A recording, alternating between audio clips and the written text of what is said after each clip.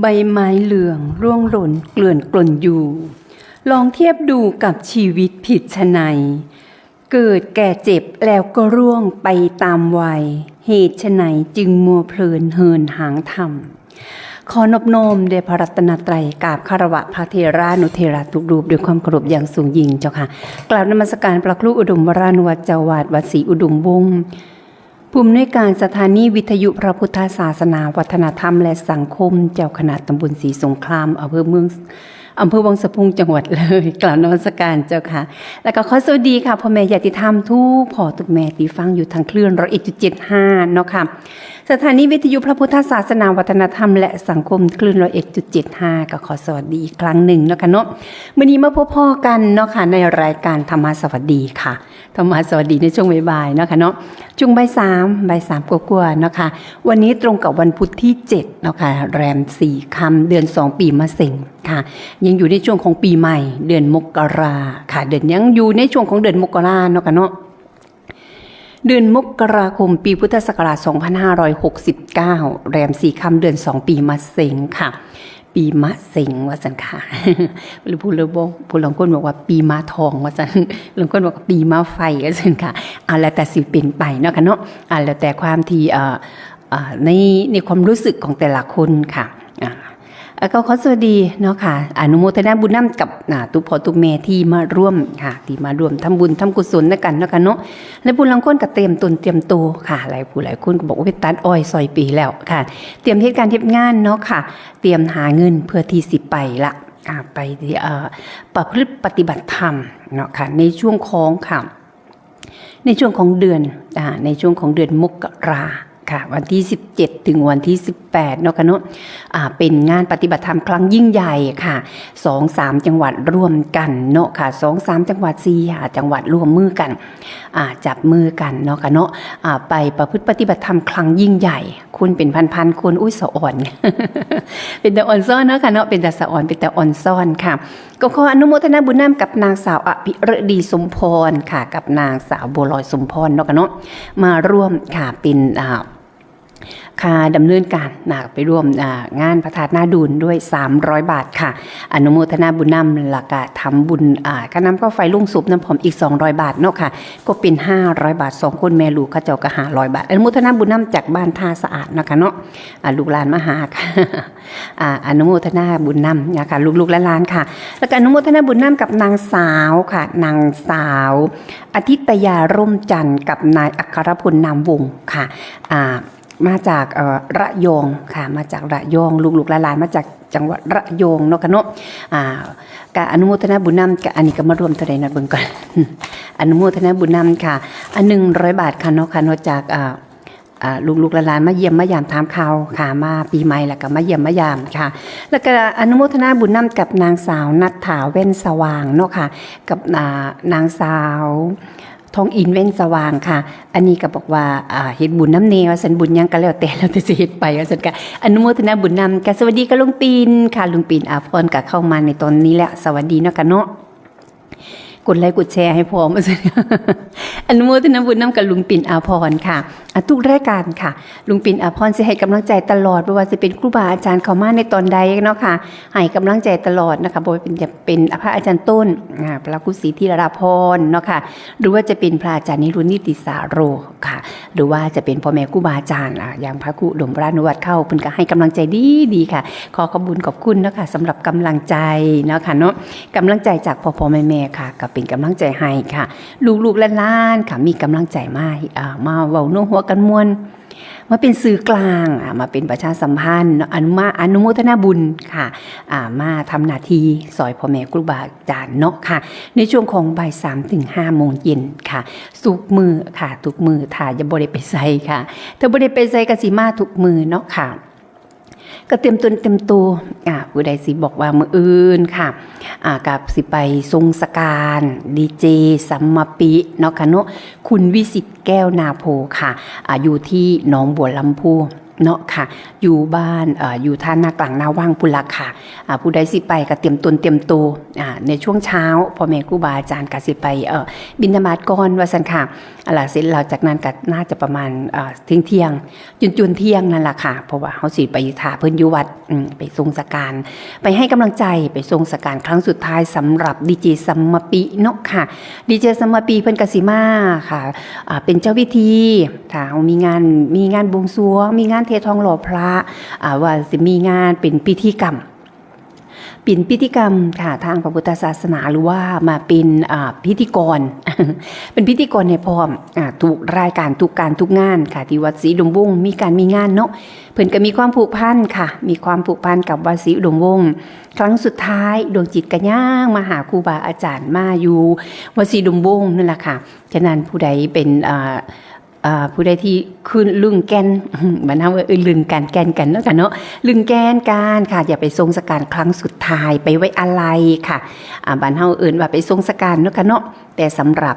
ทางการเป็นบอกว่าไปไว้อะไรผู้วายชนไปรวมไว้อะไรน้ำกันไปทรงครั้งสุดท้ายไปสั่งครั้งสุดท้ายไปทรงสการน้ำกันเนาะค่ะเนาะในวันที่8ค่ะวันที่8ตรงกับวันพฤหัสบดีเนาะค่ะวันพฤหัสบดีที่8ค่ะก็ไปรวมทรงสการน้ำกันสำหรับดีเจสัมมาปิหรือว่าคุณพิสิทธิ์แก้วนาโพเนาะค่ะเนาะไปรวมด้วยช่วยกันไปให้กำลังใจค่ะไปให้กำลังใจผู้อยู่ค่ะให้กำลังใจครอบครัวเนาะค่ะผู้อยู่ข้างหลังค่ะเพราะว่าผู้ถูกที่สูญเสียผู้นำครอบครัวหรือว่าเพื่อนร่วมทุกข์เนาะค่ะเพื่อนร่วมทุกข์ร่วมสุขกับคู่สามีภรรยาหรือว่าคู่บารมีเพิ่นเนาะค่ะในมื้ออื่นก็ขอชักชวนอวนเอิญค่ะสำหรับผู้ใดที่สิไปเนาะค่ะในมื้ออื่นค่ะในวันของในช่วงของสวยๆจักหน่อยล่ะค่ะสิไปประมาณจนเที่ยงหลังจากที่พ่อแม่ครูบาอาจารย์ไปบิณฑบาตกลับมาแล้วเขาก็ไปนำกันเนาะค่ะสวัสดีค่ะสายเล็กแหกหมานจ้าแม่โอจ้าสวัสดีแม่โอสวัสดีญาติธรรมทุกท่านทุกคนเด้อที่รับฟังอยู่จ้าให้กำลังใจ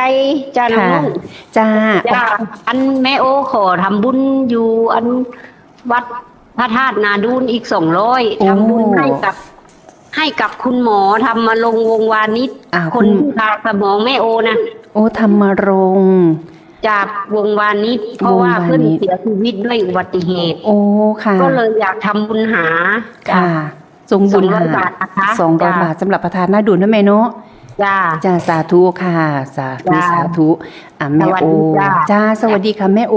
ค่ะแม่โอค่ะสวัสดีค่ะได้ยินเสียงเลยเนาะค่ะสาธุจ้าสวัสดีค่ะสวัสดีค่ะน้องอะไรนะคะน้องนิชาค่ะน้องนิชาคนสวยไปประธานนาดูน้ำกันบ่ลูกล่ะไม่ไปค่ะนะยายลุงจะเอาบุญมาฝากเนาะจ้าสวัสดีค่ะเอาเวลายายมาก็มากับยายก็ได้สำหรับน้องนิชาน้องนิชาสวัสดีนะคะสวัสดีค่ะสำหรับแม่สมหญิงสวัสดีค่ะสวัสดีช่วงบ่ายนะคะแม่สมหญิงเนาะทำงานยังมีความสุขสำหรับแม่สมหญิงเนาะค่ะสวัสดีกันเนาะค่ะเนาะแม่โอค่ะแม่โอเนาะค่ะแม่โอจันทิราทำบุญหาคุณหมอค่ะคุณหมอธรรมรงค์เนาะค่ะเนาะวงวานิชค่ะร่วมด้วยอีก200 บาทอนุโมทนาบุญนำสำหรับเนาะค่ะแม่โอค่ะแม่โอเนาะค่ะเนาะอนุโมทนาบุญนำสำหรับแม่โอจันทิราเนาะค่ะเนาะอนุโมทนาบุญนำค่ะกระทรวงบุญให้กับคุณหมอธรรมรงค์วงวานิชเนาะค่ะเนาะผู้ที่เพิ่นทำคุณูปการเนาะค่ะคุณูปการสำหรับในการรักษาพาสมองให้กับแม่โอค่ะมารับส่วนบุญส่วนกุศลนำกันเนาะค่ะเนาะในช่วงของค่ะเทศบุญให้ในช่วงของที่ผู้ที่เพิ่นเสียชีวิตอย่างกระทันหันแบบอุบัติเหตุเนาะค่ะก็ขอให้ดวงจิตดวงวิญญาณไปสู่ภพภูมิที่ดีเปลี่ยนภพเป็นภูมิที่ดีเนาะค่ะเนาะไปสู่ภพภูมิที่สูงขึ้นค่ะอย่างกับดีเจโจเนาะค่ะเนาะหรือว่าดีเจสมปิก็ขอให้ดวงจิตดวงวิญญาณของเพื่อนไปสู่ภพภูมิที่สูงขึ้นไปรับใช้พระพุทธศาสนาเกิดชาติใดก็ขอให้ได้เป็นคนไทยชาวพุทธอยู่กับบวรพระพุทธศาสนาทุกภพทุกชาติค่ะ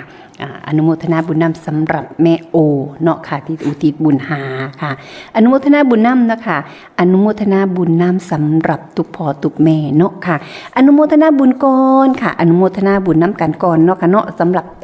ผู้ที่เพิ่นมาร่วมทำบุญเนาะค่ะผู้ที่เพิ่นมาร่วมทำบุญหรือว่าเป็นต้นเขาเป็นต้นเขาบุญให้สำหรับงานดำเนินการถ่ายทอดสดงานปฏิบัติธรรมสัญจรพระบรมธาตุนาดูลเนาะค่ะท่านแรกเนาะค่ะพระครูอุดมวรานุวัตรค่ะ 1,000 บาทเนาะค่ะแม่บุญศรีทวิลาค่ะบ้านวังทองจังหวัดเลยเนาะค่ะเนาะอันนี้ก็500 บาทแม่ใบศรีแจ้งสาจังหวัดเลย500 บาทคุณแม่อธิษฐานจากกรุงเทพมหานครเนาะค่ะอันนี้ก็500 บาทค่ะแม่บอกมาลิแก้วก็300 บาทเนาะค่ะแม่ต่อตุนสำเนาเทวสัตว์จังหวัดเลยก็300 บาทคุณแม่โมแอมค่ะคุณแม่โมแอมเนาะค่ะเนาะคุณแม่นภาพัฒน์มูลกองศรีเนาะค่ะอันนี้ก็300 บาทค่ะคุณแม่สมจิตเน่าโซนเนาะค่ะจังหวัดเลยก็300 บาทคุณแม่สมหญิงมีชื่อจากลพบุรีเนาะค่ะอันนี้ก็300 บาทค่ะคุณแม่สมหมายชายาจังหวัดเลยอีก300 บาทนางสาวรุ่งฤดีสมพรจังหวัดเลยอีก200 บาทแม่โอจันทิล่าเนาะค่ะอันนี้แรกเริ่มก่อนก็200 บาทนะคะมาบวกกับอุทิศให้กับคุณหมอธรรมรงค์เนาะค่ะคุณหมอธรรมรงค์วงศ์วานิชอีก200 บาทก็เป็น400 บาทอนุโมทนาบุญนำค่ะคุณแม่แตงอ่อนเด็ดขัดล่ำเนาะค่ะอันนี้ก็200 บาทเนาะค่ะจังหวัดเลยเฮาค่ะแม่ละไมจันทร์ศรีจันทวงศ์จังหวัดเลยอีก200 บาทค่ะคุณแม่บัวจัดพรหมโสภาจังหวัดเลยอีก200 บาทคุณแม่ท่องศูนย์บริวารจังหวัดเลย200 บาทแม่น้องนางหนองนกเจ้าแม่อรพินปันลัดนูนเนาะค่ะอีก200 บาทคุณแม่ท่องศรีค่ะแม่ท่องศรีเพลงธรรมจังหวัดเลยเนาะค่ะ200 บาทแม่แก้ววังน้ำเย็นจังหวัดเลยอีก200 บาทแม่ชีพัฒน์ยิ่งเจริญจังหวัดเลยวัดศรีดุมกอีก200 บาทคุณแม่ชีเบญจวรรณศรีพลเมืองค่ะจังหวัดเลยอีก200 บาทค่ะแม่นี่กวยแขกจังหวัดเลยเนาะค่ะอีก200 บาทอาจารย์บุญยวัฒน์จังหวัดเลยค่ะอีก 1,000 บาทค่ะแม่วงมุนท่าบ้านน้อยนาจังหวัดเลย200 บาทคุณยายแพงอารมณ์มันเราเนี่ยจังหวัดเลย300 บาทค่ะแม่สมัครราชบัวศรีจังหวัดเลย200 บาทคุณยายกันสุวรรณสนจังหวัดเลย200 บาทคุณแม่หมอหนุ่ยเนาะค่ะเนาะโน่นฝากเลย200 บาทค่ะยายสักบ้านลุ่มค่ะจังหวัดเลยเนาะค่ะโน่นฝากเลยเฮาอีก200 บาทยายเนียมอาจภาษาบ้านสีตรงข้ามจังหวัดเลย200 บาทค่ะคุณแม่นางขันค่ะแม่นางขันพิทักษ์สาริงคานบ้านเลิงอีก300 บาทคุณแม่ภาวนาบุญชื่นบ้านบุงสลาย300 บาทค่ะคุณพระไกรสอนสุมโนดรเจนเนาะวัดศรีดมวงศ์500 บาทค่ะพระมังกรปัญญาวชิโรค่ะวัดศรีดมวงศ์เนาะค่ะอีก300 บาทพระวิชัยพระวิชัยอนันต์ละอยู่ศรีดุมวงค่ะ300 บาทพระอาทิตย์ธรรมธีโรวัดศรีดุมวงอีก300 บาทคุณหลวงตาจอมหลวงตาจอมวัดป่านาคุณเลิศเนาะค่ะ300 บาทคุณแม่เพลงคุณแม่คำเพลงศิลาใสค่ะแม่คำเพลงศิลาใสเนาะค่ะอีก100 บาทค่ะคุณแม่ภาพคิริชีค่ะทางกุกซอเนาะค่ะ100 บาทค่ะแม่บุญเจียงศรีสวัสดิ์ค่ะทางกุกซอ100 บาทแม่น้องดาวดวงบันบุตรค่ะแม่น้องดาวบัวบานบุตรเนาะค่ะทางกุกซอเนาะค่ะกับอีก100 บาทคุณแม่ตุกสีซอยค่ะแม่ตุกสีซอยเนาะค่ะอันนี้กระทั่งมึงเลยเนาะค่ะอีก100 บาทค่ะคุณแม่อ้อยหน้าคุณเลิศ100 บาทคุณแม่ท้องคำตาวิลาเนาะค่ะมึงเลยอีก200 บาทค่ะแม่นิ่นพักมี่เนาะค่ะหน้าน้องบุง300 บาท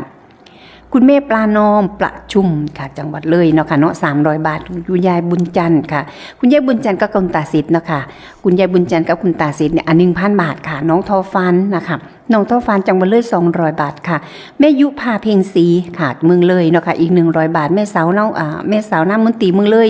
200 บาทค่ะคุณแม่วาสนาปัญญาดีเมืองเลย300 บาทคุณแม่เรศพักดีเนาะค่ะเมนบ่เนาะค่ะบอกจังแต่กระแจงมาใหม่เนาะ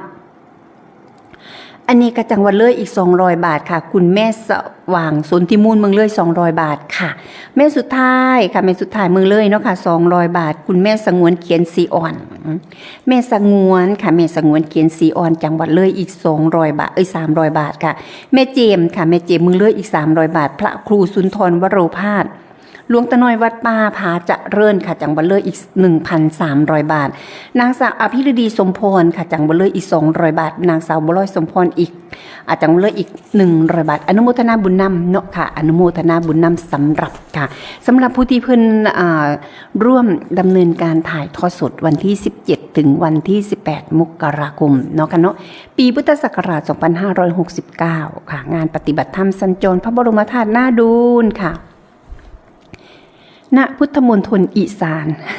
พระบรมธาตุนาดูนจังหวัดเลยรวมกับจังหวัดเนาะค่ะโบสิเป็นทางมหาสารคามเนาะค่ะทางมหาสารคามแน่ค่ะทางกาฬสินธุ์ดินดำน้ำซุม หรือว่าทางร้อยเอ็ดเนาะค่ะยโสธรค่ะหลายจังหวัดค่ะทางขอนแก่นกับไปห่วมได้มือนั้นค่ะน้องบัวลำพูจังหวัดเลยเฮารวมด้วยช่วยกันค่ะจับมือปฏิบัติธรรมครั้งยิ่งใหญ่ครั้งยิ่งใหญ่เนาะค่ะคนเป็นพันๆคนคนเป็นพันๆคนผู้ลาค่ะที่พระบรมธาตุนาดูนค่ะพุทธมณฑลอีสานเนาะค่ะเนาะไปร่วมจิตร่วมใจส่งดวงจิตส่งจิตส่งใจค่ะน้อมสักการะพระบรมสารีริกธาตุอยู่บนจอมค่ะอยู่บนจอมเจดีย์อยู่เจดีย์ยอดเจดีย์ของพระบรมธาตุนาดูนค่ะหลายคนบอกว่าอุ้ยไปมาแล้วสังกาประทับอกประทับใจอยากไปอีกยินดีไปน้ำกันค่ะอนุโมทนาบุญโตเนาะค่ะอนุโมทนาบุญโตสำหรับค่าน้ำค่าไฟหรือว่าค่าร่วมทำบุญลงศพน้ำกันเนาะค่ะเนาะรวมเป็นเจ้าภาพเฮ็ดบุญลงศพน้ำกันเนาะค่ะท่านแรกคุณตาเนียงค่ะตาเนียงสีเมืองเนาะค่ะพร้อมครอบครัวอันนี้ก็ 1,000 บาทคุณเมตตาจากนอร์เวย์เนาะค่ะอันนี้ก็ 1,000 บาทคือกันค่ะนางสาวธัญชนนามมนตรีค่ะบ้านบุงสไลเนาะค่ะ500 บาทผู้ใหญ่ดาวบุงสไลอีก500 บาทคุณแม่อธิษฐานนะคะจากกรุงเทพมหานครค่ะอันนี้ก็500 บาทแม่ใบสีเชียงสานิบานลาดเนาะค่ะเนาะอันนี้ก็300 บาทค่ะอนุโมทนาบุญนำสำหรับแม่ใบค่ะแม่น้องนางน้องนกเจ้าอันนี้ก็300 บาทแม่หมอแอมนี่ทางกุกซอเนาะค่ะเนาะอันนี้ก็500 บาทค่ะแม่บจัดภูมิโสภาอันนี้แบนบ้านน้ำห้วยนะคะทั้งน้ำห้วยเนาะค่ะเนาะอันนี้ทั้งน้ำห้วยค่ะอนุโมทนาบุญนำอันนี้ก็300 บาทคือกันค่ะคุณแม่สมจิตแนวสนนี่อย่างเดียวเนาะค่ะอย่างเดียวนี่ก็300 บาทคือกันค่ะอนุโมทนาบุญนำเนาะค่ะเนาะสำหรับผู้ที่เป็นว่าเป็นเจ้าภาพลงศพน้ำกันคุณแม่ลำไพอุตรีอันนี้น่าจะเป็นอยู่น่ารักค่ะแม่นิดบัวรพานี่บุ่งม่วงค่ะอนุโมทนาบุญนำน้ำกันเนาะค่ะเนาะอนุโมทนาบุญนำแกนี่บุญนำกันกับปันกันคนละครึ่ง อนุโมทนาบุญนำกับคุณแม่สมหญิงมีชื่อมาจากลพบุรีค่ะอันนี้คุณแม่สมหญิงมีชื่อนี่ค่ะบ่ว่าสิเป็นบุญใดเพิ่นก็เฮ็ดบุญตลอดเนาะค่ะนะอนุโมทนาบุญนำ300 บาทกับคุณแม่สมหญิงมีชื่อแม่โอนน้องนกเจ้าอันนี้200 บาทคุณแม่ละไมศรีจันทวงศ์อันนี้บุงสไลเนาะค่ะเนาะอันนี้ก็200 บาทค่ะคุณยายพัดยิ่งเจริญค่ะแม่ชีพัดยิ่งเจริญกับวัดศรีอุดมวงศ์เนาะค่ะเนาะวัดศรีอุดมวงศ์ของเฮาก็อีก200 บาทค่ะอนุโมทนาบุญนำเนาะค่ะเนาะสำหรับคุณยายชีค่ะทำบุญทุกบุญคุณยายก็ได้แม่ล่าอินเจริญนี่กับบุงม่วงเนาะค่ะคุณแม่บัวลาบุญเข็มอันนี้กับบุงสไลเนาะค่ะ200 บาทคือกันค่ะคุณแม่บุญศรีทวิลาค่ะทางวังทองเนาะค่ะเนาะวังทองนี่กะทางวังทองนี่กะ200 บาทคือกันค่ะคุณแม่แตงอ่อนเด็ดขัดลำอันนี้ก็300 บาทสำหรับบ้านพรประเสริฐคุณแม่แตงอ่อนเด็ดขัดลำเนาะค่ะเนาะอนุโมทนาบุญนำปานนี้ไปลงสวนได้ยังเนาะค่ะคุณยายเพิ่นบอกว่าบ่เฮ็ดหยังดอกว่าซั่นบ่เฮ็ดบ่สร้างหยังดอกว่าซั่นเตรียมเฮ็ดผักนั่งปลูกผักนั่งอังหญ้าไว้เฮ็ดบุญใส่บาตรญาติน้ำไปวัดไปว่าว่าซั่นอนุโมทนาบุญนำความสุขของคนของผู้สูงวัย ความสุขของผู้สูงวัยนะคะเนาะคุณแม่ทองใบสายซิมค่ะพร้อมครอบครัวอันนี้ก็200 บาทคุณแม่สมัยชยาค่ะบ้านบุงสไลค่ะอันนี้ก็200 บาทค่ะคุณแม่อนงนิดค่ะสุนทรสารทูลหรือว่าแม่ตุงผู้กระแตเนาะค่ะเนาะอันนี้ก็200 บาทค่ะคุณแม่สิงโตคุณแม่สิงโต อันนี้ก็200บาทคือกันค่ะรุ่งฤดีสมพรอันนี้ก็200บาทคือกันค่ะคุณพ่อสุวิทย์เหตุเกตเนาะค่ะเนาะบ้านน้อยนาค่ะอันนี้ก็200บาทคือกันค่ะคุณแม่สมจิตพ่นซ่าอันนี้ก็บุงม่วงเนาะค่ะเนาะอันนี้ก็200บาทคือกันค่ะคุณแม่หลอดชัยพิลาค่ะแม่หลอดชัยพิลาบ้านบุงม่วงเนาะค่ะเนาะอันนี้ก็200บาทค่ะคุณแม่เทียมนนลือชาอันนี้บ้านน้อยนาค่ะน้อยหน้าเนาะค่ะเนาะเปลี่ยนบ้านอันนี้ก็200บาทค่ะคุณยายอินสุธรรมาค่ะคุณยายอินสุธรรมานี่อยู่บ้านบุงม่วงเนาะค่ะเนาะอันนี้ก็200บาทน้องทอฟันทางหน้าแก่ค่ะสาวน้อยคนสวยหนอเนื้อพุทธังกูลของเฮาอีก200บาทค่ะแม่จอมพันสนิทค่ะแม่จอมพันสนิทอันนี้ก็บ้านบุงสไลเนาะค่ะเนาะอันนี้ก็100บาทค่ะมะลิวันแพทย์ปาสิทธิ์ค่ะอันนี้กระทางบ้านกลางเชียงคานเนาะค่ะอันนี้ก็200บาท100บาทค่ะแม่ทองศูนย์บริวันค่ะทางโพนทองค่ะโพนทองหรือโพนงามทางโพนงามค่ะทางโพนงามเนาะค่ะเนาะแม่ทองศูนย์บริวันนี่ทางโพนงามก็100บาทค่ะคุณแม่ทองศรีเพ่งธรรมค่ะอันนี้ก็300บาทค่ะจากบ้านพรประเสริฐยายนาบุญจันทร์ค่ะอันนี้จากจังหวัดชัยภูมิเนาะค่ะเนาะอันนี้ก็500บาทค่ะคุณแม่ทุนสุรินทร์ค่ะอันนี้ก็100บาทค่ะคุณยายแพงอารมณ์บันเราใหญ่เนาะค่ะอันนี้ก็200บาทค่ะแม่สมัครราชบัวศรีค่ะแม่สมัครราชบัวศรีเนาะค่ะเนาะตำบลลูกศพน้ำกันน้องพรมเนาะค่ะเนาะอันนี้ก็100บาทค่ะคุณแม่สุดท้ายค่ะแม่สุดท้ายนี่ทางน้องนกเจ้าเนาะค่ะก็เมียนบ่ล่ะค่ะแม่สุดท้ายนี่ก็200บาทค่ะคุณนางสาวปนัดดาศรีลาเทพบ้านน้อยนาเนาะค่ะเนาะ500บาทคุณยายกันสุวรรณโสนบ้านศรีสงครามเนาะค่ะอันนี้ก็200บาทค่ะขนมกาไฟน้ำพร้อมว่าซั่นค่ะถึงค่าลุงพร้อมว่าซั่นค่ะอันนี้ก็รวมแล้วเป็น400บาทเนาะค่ะคุณยายตรีอุทาบ้านน้อยนาเนาะค่ะอันนี้ก็100บาทค่ะคุณแม่บุญทันกับคุณแม่บุญมากพอบุญทันแม่บุญมากแบกบุญค่ะบ้านพูนทองเนาะค่ะเนาะอันนี้ก็200บาทค่ะแม่มาริวันวงศาเสนาบ้านแสงดาวเนาะค่ะเนาะอันนี้ก็500บาทค่ะคุณแม่สุภาพวงรักษาบ้านน่ารักเนาะค่ะอันนี้ก็100บาทค่ะพ่อโต้งค่ะพ่อโต้งทั้งหน้าน้องบุงเนาะค่ะเนาะอันนี้ก็200บาทค่ะแม่นางคันพิทักษ์สลิงคารบันเลิงเนาะค่ะอันนี้ก็รวมด้วยช่วยกันค่ะเป็น200บาทค่ะเมตรีอุทาค่ะเมตรีอุทาเฮ็ดอันว่าหามเป็นเฮ็ดบอกว่าค่าน้ำค่าไฟว่าซั่นค่ะเขียนให้เพิ่นก่อนค่ะน้ำไฟอันนี้ค่าน้ำค่าไฟ100ค่ะค่าเฮ็ดลงศพน้ำ100บาทว่าซั่นค่ะสำหรับเมตรีอุทาอันนี้เมตรีอุตรีว่าซั่นเมตรีอุทาค่ะเมตรีอุทาเขียนเองลงเองนักเลง เขียนเองลงเองค่ะสำหรับเมตรีอุทาเนาะค่ะเนาะอันนี้ก็300บาทสำหรับเพชรโลงศพค่ะทำบุญโลงศพเนาะค่ะเนาะ300บาทเนาะค่ะอนุโมทนาบุญนำสำหรับเมตรีอุทาแม่ครัววัดสิดมบงเมนินค่ะเมนินผักมีบ้านหน้าน้องบงอีก200บาทค่ะคุณแม่จามจุรีค่ะพี่นิวเนาะค่ะทางเมืองเลยค่ะอันนี้ก็200บาทเนาะค่ะพี่นิวจามจุรีระยานค่ะพร้อมครอบครัวค่ะอันนางแม่จิราพรบัวรพาแม่จิราพรบัวรพาอันนี้ก็300บาทเนาะค่ะเนาะแม่กำชื่นพลซากับพ่อสถิตพลซาเนาะค่ะบ้านบุงสลายอีก200บาทค่ะแม่พรทิพย์ดีสุทธิค่ะพี่น้อยขางวัด บ้านหน่วยหน้าเนาะค่ะเนาะอันนี้ก็ 1,000 บาทค่ะแม่คุณชาญชัยศิลาใสค่ะบ้านหน้าคุณเลิศอันนี้ก็200บาทค่ะคุณอนันต์ศิลาใสอันนี้ก็200บาทคือกันค่ะ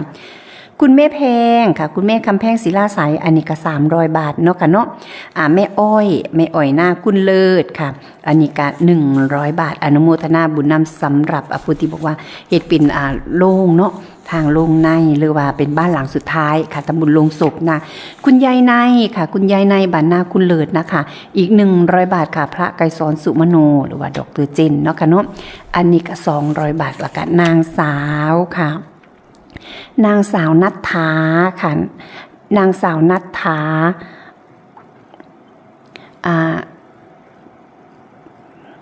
แว่นสว่างเนาะค่ะเนาะแว่นสว่างอันนี้มาจาก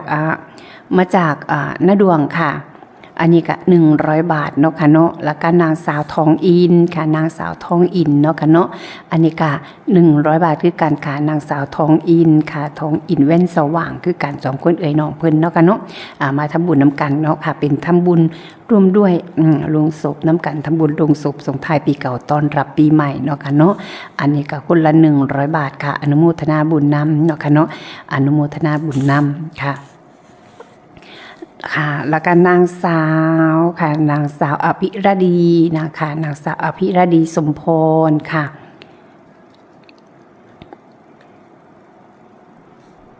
ค่ะอันนี้ก็200 บาทค่ะอนุโมทนาบุญนำสำหรับเนาะค่ะเนาะสำหรับผู้ที่เพิ่นมาทำบุญร่วมด้วยช่วยกันค่ะเป็นตัวแทนร่วมด้วยช่วยกันเนาะค่ะเนาะรวมด้วยช่วยกันสำหรับผู้ที่เพิ่นบอกว่าทำโรงศพเฮ็ดบุญโรงศพเนาะค่ะนะผู้ที่ล้มเสียหายตายเสียจากค่ะผู้ใดเพิ่นบอกว่าบ่มีก็มาเอาอาจารย์ก็บอกว่าไม่เป็นไรเขาไม่มีก็ทำบุญนำกันไปว่าซั่นค่ะอนุโมทนาบุญนำเนาะค่ะเนาะบ่ว่าสิเป็นบุญบุญในช่วงของปีใหม่ทำบุญปีใหม่เนาะค่ะคุณแม่บุญเปี้ยงบุญสะอาดผ้าน้อย100 บาทค่ะคุณแม่เนียมอัดภาษาผ้าน้อย100 บาทค่ะคุณแม่บัวพันธ์ที่น้อยบรรลาดเนาะค่ะ20 บาทนางสาวกิติยาพันธ์วงจงพันธ์วัฒนาทางน่ารักเนาะค่ะ100 บาทค่ะนายปริเยศพัฒน์ค่ะนิยมธรรมบ้านน่ารักเนาะค่ะเนาะอันนี้ก็100 บาทค่ะนางสาวสสิธรจงพันธ์วัฒนาค่ะบ้านน่ารักอีก100 บาทค่ะแม่เมียวเขตซิมเนาะค่ะพลงามค่ะ20 บาทคุณแม่บุญมากแบกบุญค่ะบ้านพลงามเนาะค่ะเนาะ100 บาทค่ะคุณยายใจย่าผ้าค่ะบ้านพลงามอีก20 บาทคุณยายระนองเดวี่ค่ะบ้านพลงามอีก20 บาทแม่ละไม้สีจันทวงศ์บ้านมุงสไลเนาะค่ะอีก100 บาทค่ะคุณแม่มนค่ะแม่มนหน้าน้องบุ๋ง100 บาทแม่ต้าหน้าน้องบุ๋ง100 บาทแม่นิ่นผักมี40 บาทแม่ตี้ค่ะหน้าน้องบุ๋งเนาะค่ะเนาะอีก20 บาทค่ะแม่แดงค่ะแม่แดงทั้งหน้าน้องบงอีก20 บาทแม่เอเนาะค่ะทั้งหน้าน้องบงอีก20 บาทคุณแม่สุภาพทางน่ารักเนาะค่ะเนาะปัจจัย100 บาทกาแฟอีก2 ห่อใหญ่เนาะค่ะอนุโมทนาบุญนำค่ะส่วนแม่เจค่ะแม่เจหน้าน้องบงก็20 บาทคุณแม่สำอางแก้ววัฒนาอันนี้ก็อยู่บ้านกำเนิดเพชรเนาะค่ะเนาะอันนี้ก็300 บาทค่ะคุณแม่นิยมเที่ยงผาดุงค่ะกับนางสาวรำไพเที่ยงผาดุงอันอยู่บางน้ำเย็นอีก100 บาทอนุโมทนาบุญนำค่ะ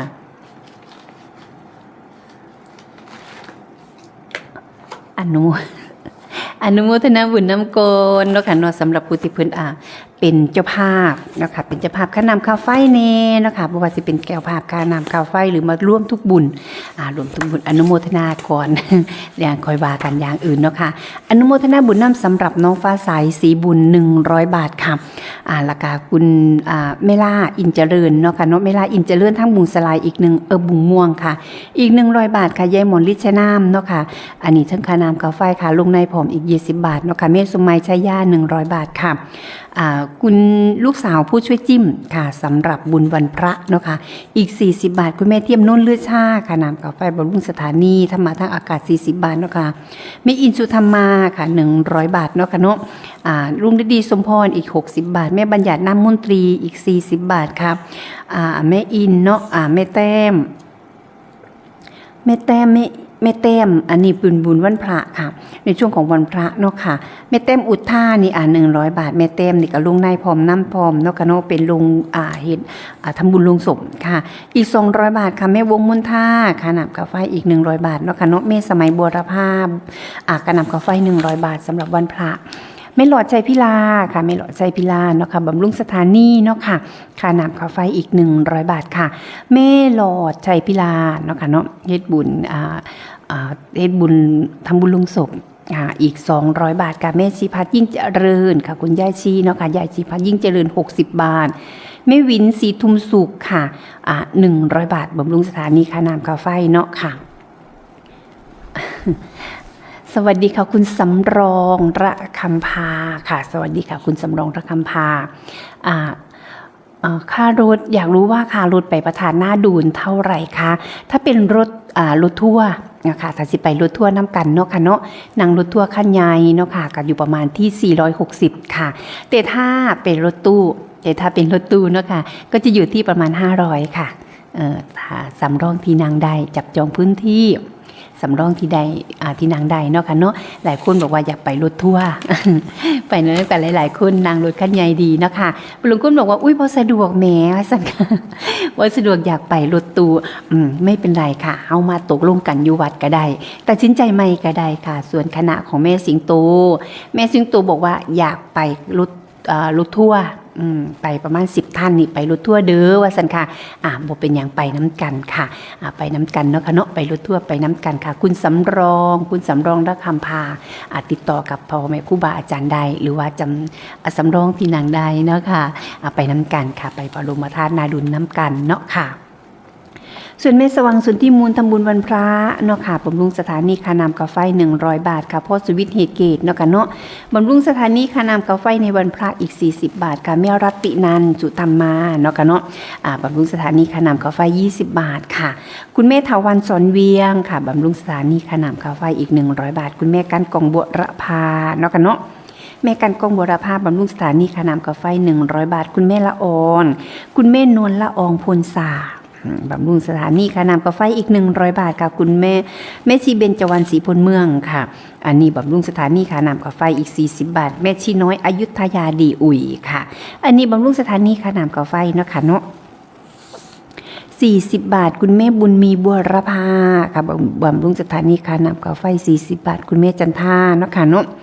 คุณแม่จันทาคงทนบ้านบุงสะไหลเนาะค่ะเนาะบำรุงสถานีค่าน้ำค่าไฟ20 บาทค่ะแม่คำชื่นพ่อสถิตพลซาบำรุงสถานีค่าน้ำค่าไฟ70 บาทเนาะค่ะคุณแม่พอปนาบุญชื่นค่ะบำรุงสถานีค่าน้ำค่าไฟเนาะค่ะเนาะอันนี้กะ100 บาทค่ะคุณลักษณ์ศรีเมืองบำรุงสถานีค่าน้ำค่าไฟอีก50 บาทคุณแม่สมปองบัวระพาบำรุงสถานีเนาะค่ะค่าน้ำค่าไฟอีก100 บาทอนุโมทนาสาธุน้ำกันเนาะค่ะอนุโมทนาสาธุนำกันสำหรับกับบำรุงสถานีค่าน้ำค่าไฟธรรมะทางอากาศเนาะผู้ใดอยากเป็นค่ะผู้ใดอยากเป็นเจ้าภาพอยากเป็นเจ้าภาพเรียกว่าพระอาจารย์เนาะค่ะอาจารย์พระผู้อุดมวรานุวัตรเป็นก็บอกว่าซื้อมะขามหวานใบประมาณ200 กิโล200 กิโลเนาะค่ะเนาะผู้ใดอยากร่วมเป็นเจ้าภาพเอาบักคำหวานไปแจกพี่น้องปองปายฮอดทางอื่นทางไกลเนาะทางกวางทางไกลทางดินดำน้ำซุมค่ะทางพระธาตุนาดูลทางขอนแก่นทางขอนแก่นเนทางมหาสารคามเนค่ะทางนุ่งบดลองบอกลองผู้นี้หรือว่ากาฬสกาฬสินธุ์นะคะเนาะทางอื่นทางไกลให้พี่น้องปองปายเขาได้อยู่ได้กินน้ำกันอยากเป็นเจ้าภาพรวมก็ยินดีเด้อค่ะเด้อค่ะรวมโดยช่วยกันสำหรับแม่น้องนางบอกโอ้ยเป็นน้ำเนวซะแล้วแม่น้องนางก็เอาน้ำ1 กิโลเนาะค่ะเนาะเป็นอยากไปรถตู้จ้าแต่ยังบ่เต็มรถไม่เป็นไรค่ะบ่เป็นยังค่ะอยากไปรถตู้ก็บ่เป็นยังแต่ว่ามาร่วมกันวัดศรีอุดมวงศ์กรรถคันใดบ่เต็มเฮาก็ค่อยจัดใส่รถตู้ก็ได้เนาะค่ะอยากค่อยจัดใส่รถตู้หลายคันอยู่ยังบ่ทันเต็มก็มีเนาะค่ะบ่เป็นยังค่ะเดี๋ยวมาเฮาก็ไปหาเพื่อนข้างหน้านั่งรถน้ำกันได้คุยกันได้ฮู้จักกันเนาะค่ะคุณสำรองแม่สำรองรักพามพาเนาะค่ะเนาะรักพามพากับไปน้ำกันเด้อจ้าอยากชักชวนอวนอื่นให้ไปน้ำกันค่ะไปสักการะพระบรมธาตุนาดูลน้ำกันบ่เป็นยังค่ะตอนนี้ก็มาหอดวัดก่อนเฮาค่อยจัดใส่รถกันจูงมือกันขึ้นไปรถกันในบ่เต็มจูงมือกันเข้าไปสุดท้ายเฮาก็ไปพบพ่อกันอยู่ที่พระบรมธาตุนาดูลคือเก่าค่ะเนาะบ่เป็นยังค่ะมาเลยยินดีต้อนรับเนาะค่ะมางมกันอยู่วัดก่อนคือเก่าบ่ว่าสิไปรถทัวร์หรือว่าสิไปรถตู้จังใดเฮาก็สิได้มากพอกันอยู่วัดคือเก่าแล้วก็จัดใส่คันใดบ่เต็มค่ะคันใดบ่เต็มขาดคน1 2คนบ่จัดเข้าไปไปนั่งน้ำกันค่ะไปคุยกันได้ฮู้จักกันเอาไปเอามาบางคนได้ผูกเสี่ยวพร้อมก็มีเด้ค่ะได้ผูกเสี่ยวกันก็มีได้ผูกแขนเป็นพี่เป็นน้องได้เป็นลูกเป็นหลานค่ะไปทั้งกวงทั้งไกลได้ฮู้จักมักคุ้นกันได้ฮู้จักมักจีกันเนาะค่ะเนาะซอยเหลือเกื้อกูลไปตกบ้านเนื้อไปปุ๊บบ้านเนื้อเพื่อบ้านไตได้กินข้าวหอมผ้ากันได้เอื่นใส่กันเนาะค่ะบ่เป็นยังค่ะมาน้ำกันไปน้ำกันค่ะไปน้ำกันคนไทยไปน้ำกันในมือนั้นไปฟังเสียงเทศเสียงธรรมไปสวดมนต์ค่ะไปสวดมนต์ขอพรค่ะไปสวดมนต์สักการะขอพรพระอธิษฐานจิตค่ะ ไปตั้งสัจจะอธิษฐานนำกันค่ะไปจิตใจตั้งมั่นอธิษฐานจิตนำกันเนาะค่ะเนาะในวันที่17ถึงวันที่18ค่ะติดต่อรถได้หรือว่าสอบถามราคาใดเนาะค่ะหรือว่าสิโทรกับมาคุยกับพ่อแม่ครูบาอาจารย์เนาะค่ะเนาะในช่วงของค่ะเพิ่นก็เปิดตลอด24ชั่วโมงแล้วค่ะเบอร์ของพระครูอุดมเนาะค่ะเนาะค่ะสวัสดีจ้ะยายชันได้ชื่อว่าอะไรเอ่ยย่ายุพามาแล้วโอ้มีอยู่ค่ะแม่ยุพามีอยู่ค่ะที่ว่าอันเป็นค่าน้ำค่าไฟเนาะแม่เนาะค่าน้ำค่าไฟพระท่านนาดูนบอกประภาวันประภาวันค่ะประภาวัน100 บาทเลยจ้า100 บาทแล้วแม่นามสกุลยังล่ะคะแม่แม่ประภาวันนี่นามสกุลอย่างจ้ายายชันกำลังกินข้าวก่อนโอ้ยายชันกินข้าวอยู่ค่ะเอาแม่ประภาวันเมืองเลยค่ะเมืองเลย100 บาทเนาะค่ะจ้ากินข้าวกับอย่างยายชันกินข้าวกับอะไรต้มผักกินจ้ะโอ้ต้มผักจำเจวโอ้ยอาหารอายุยืนตัวน่ะสุขภาพแข็งแรงดีนะกินปลาด้วยจ้าสา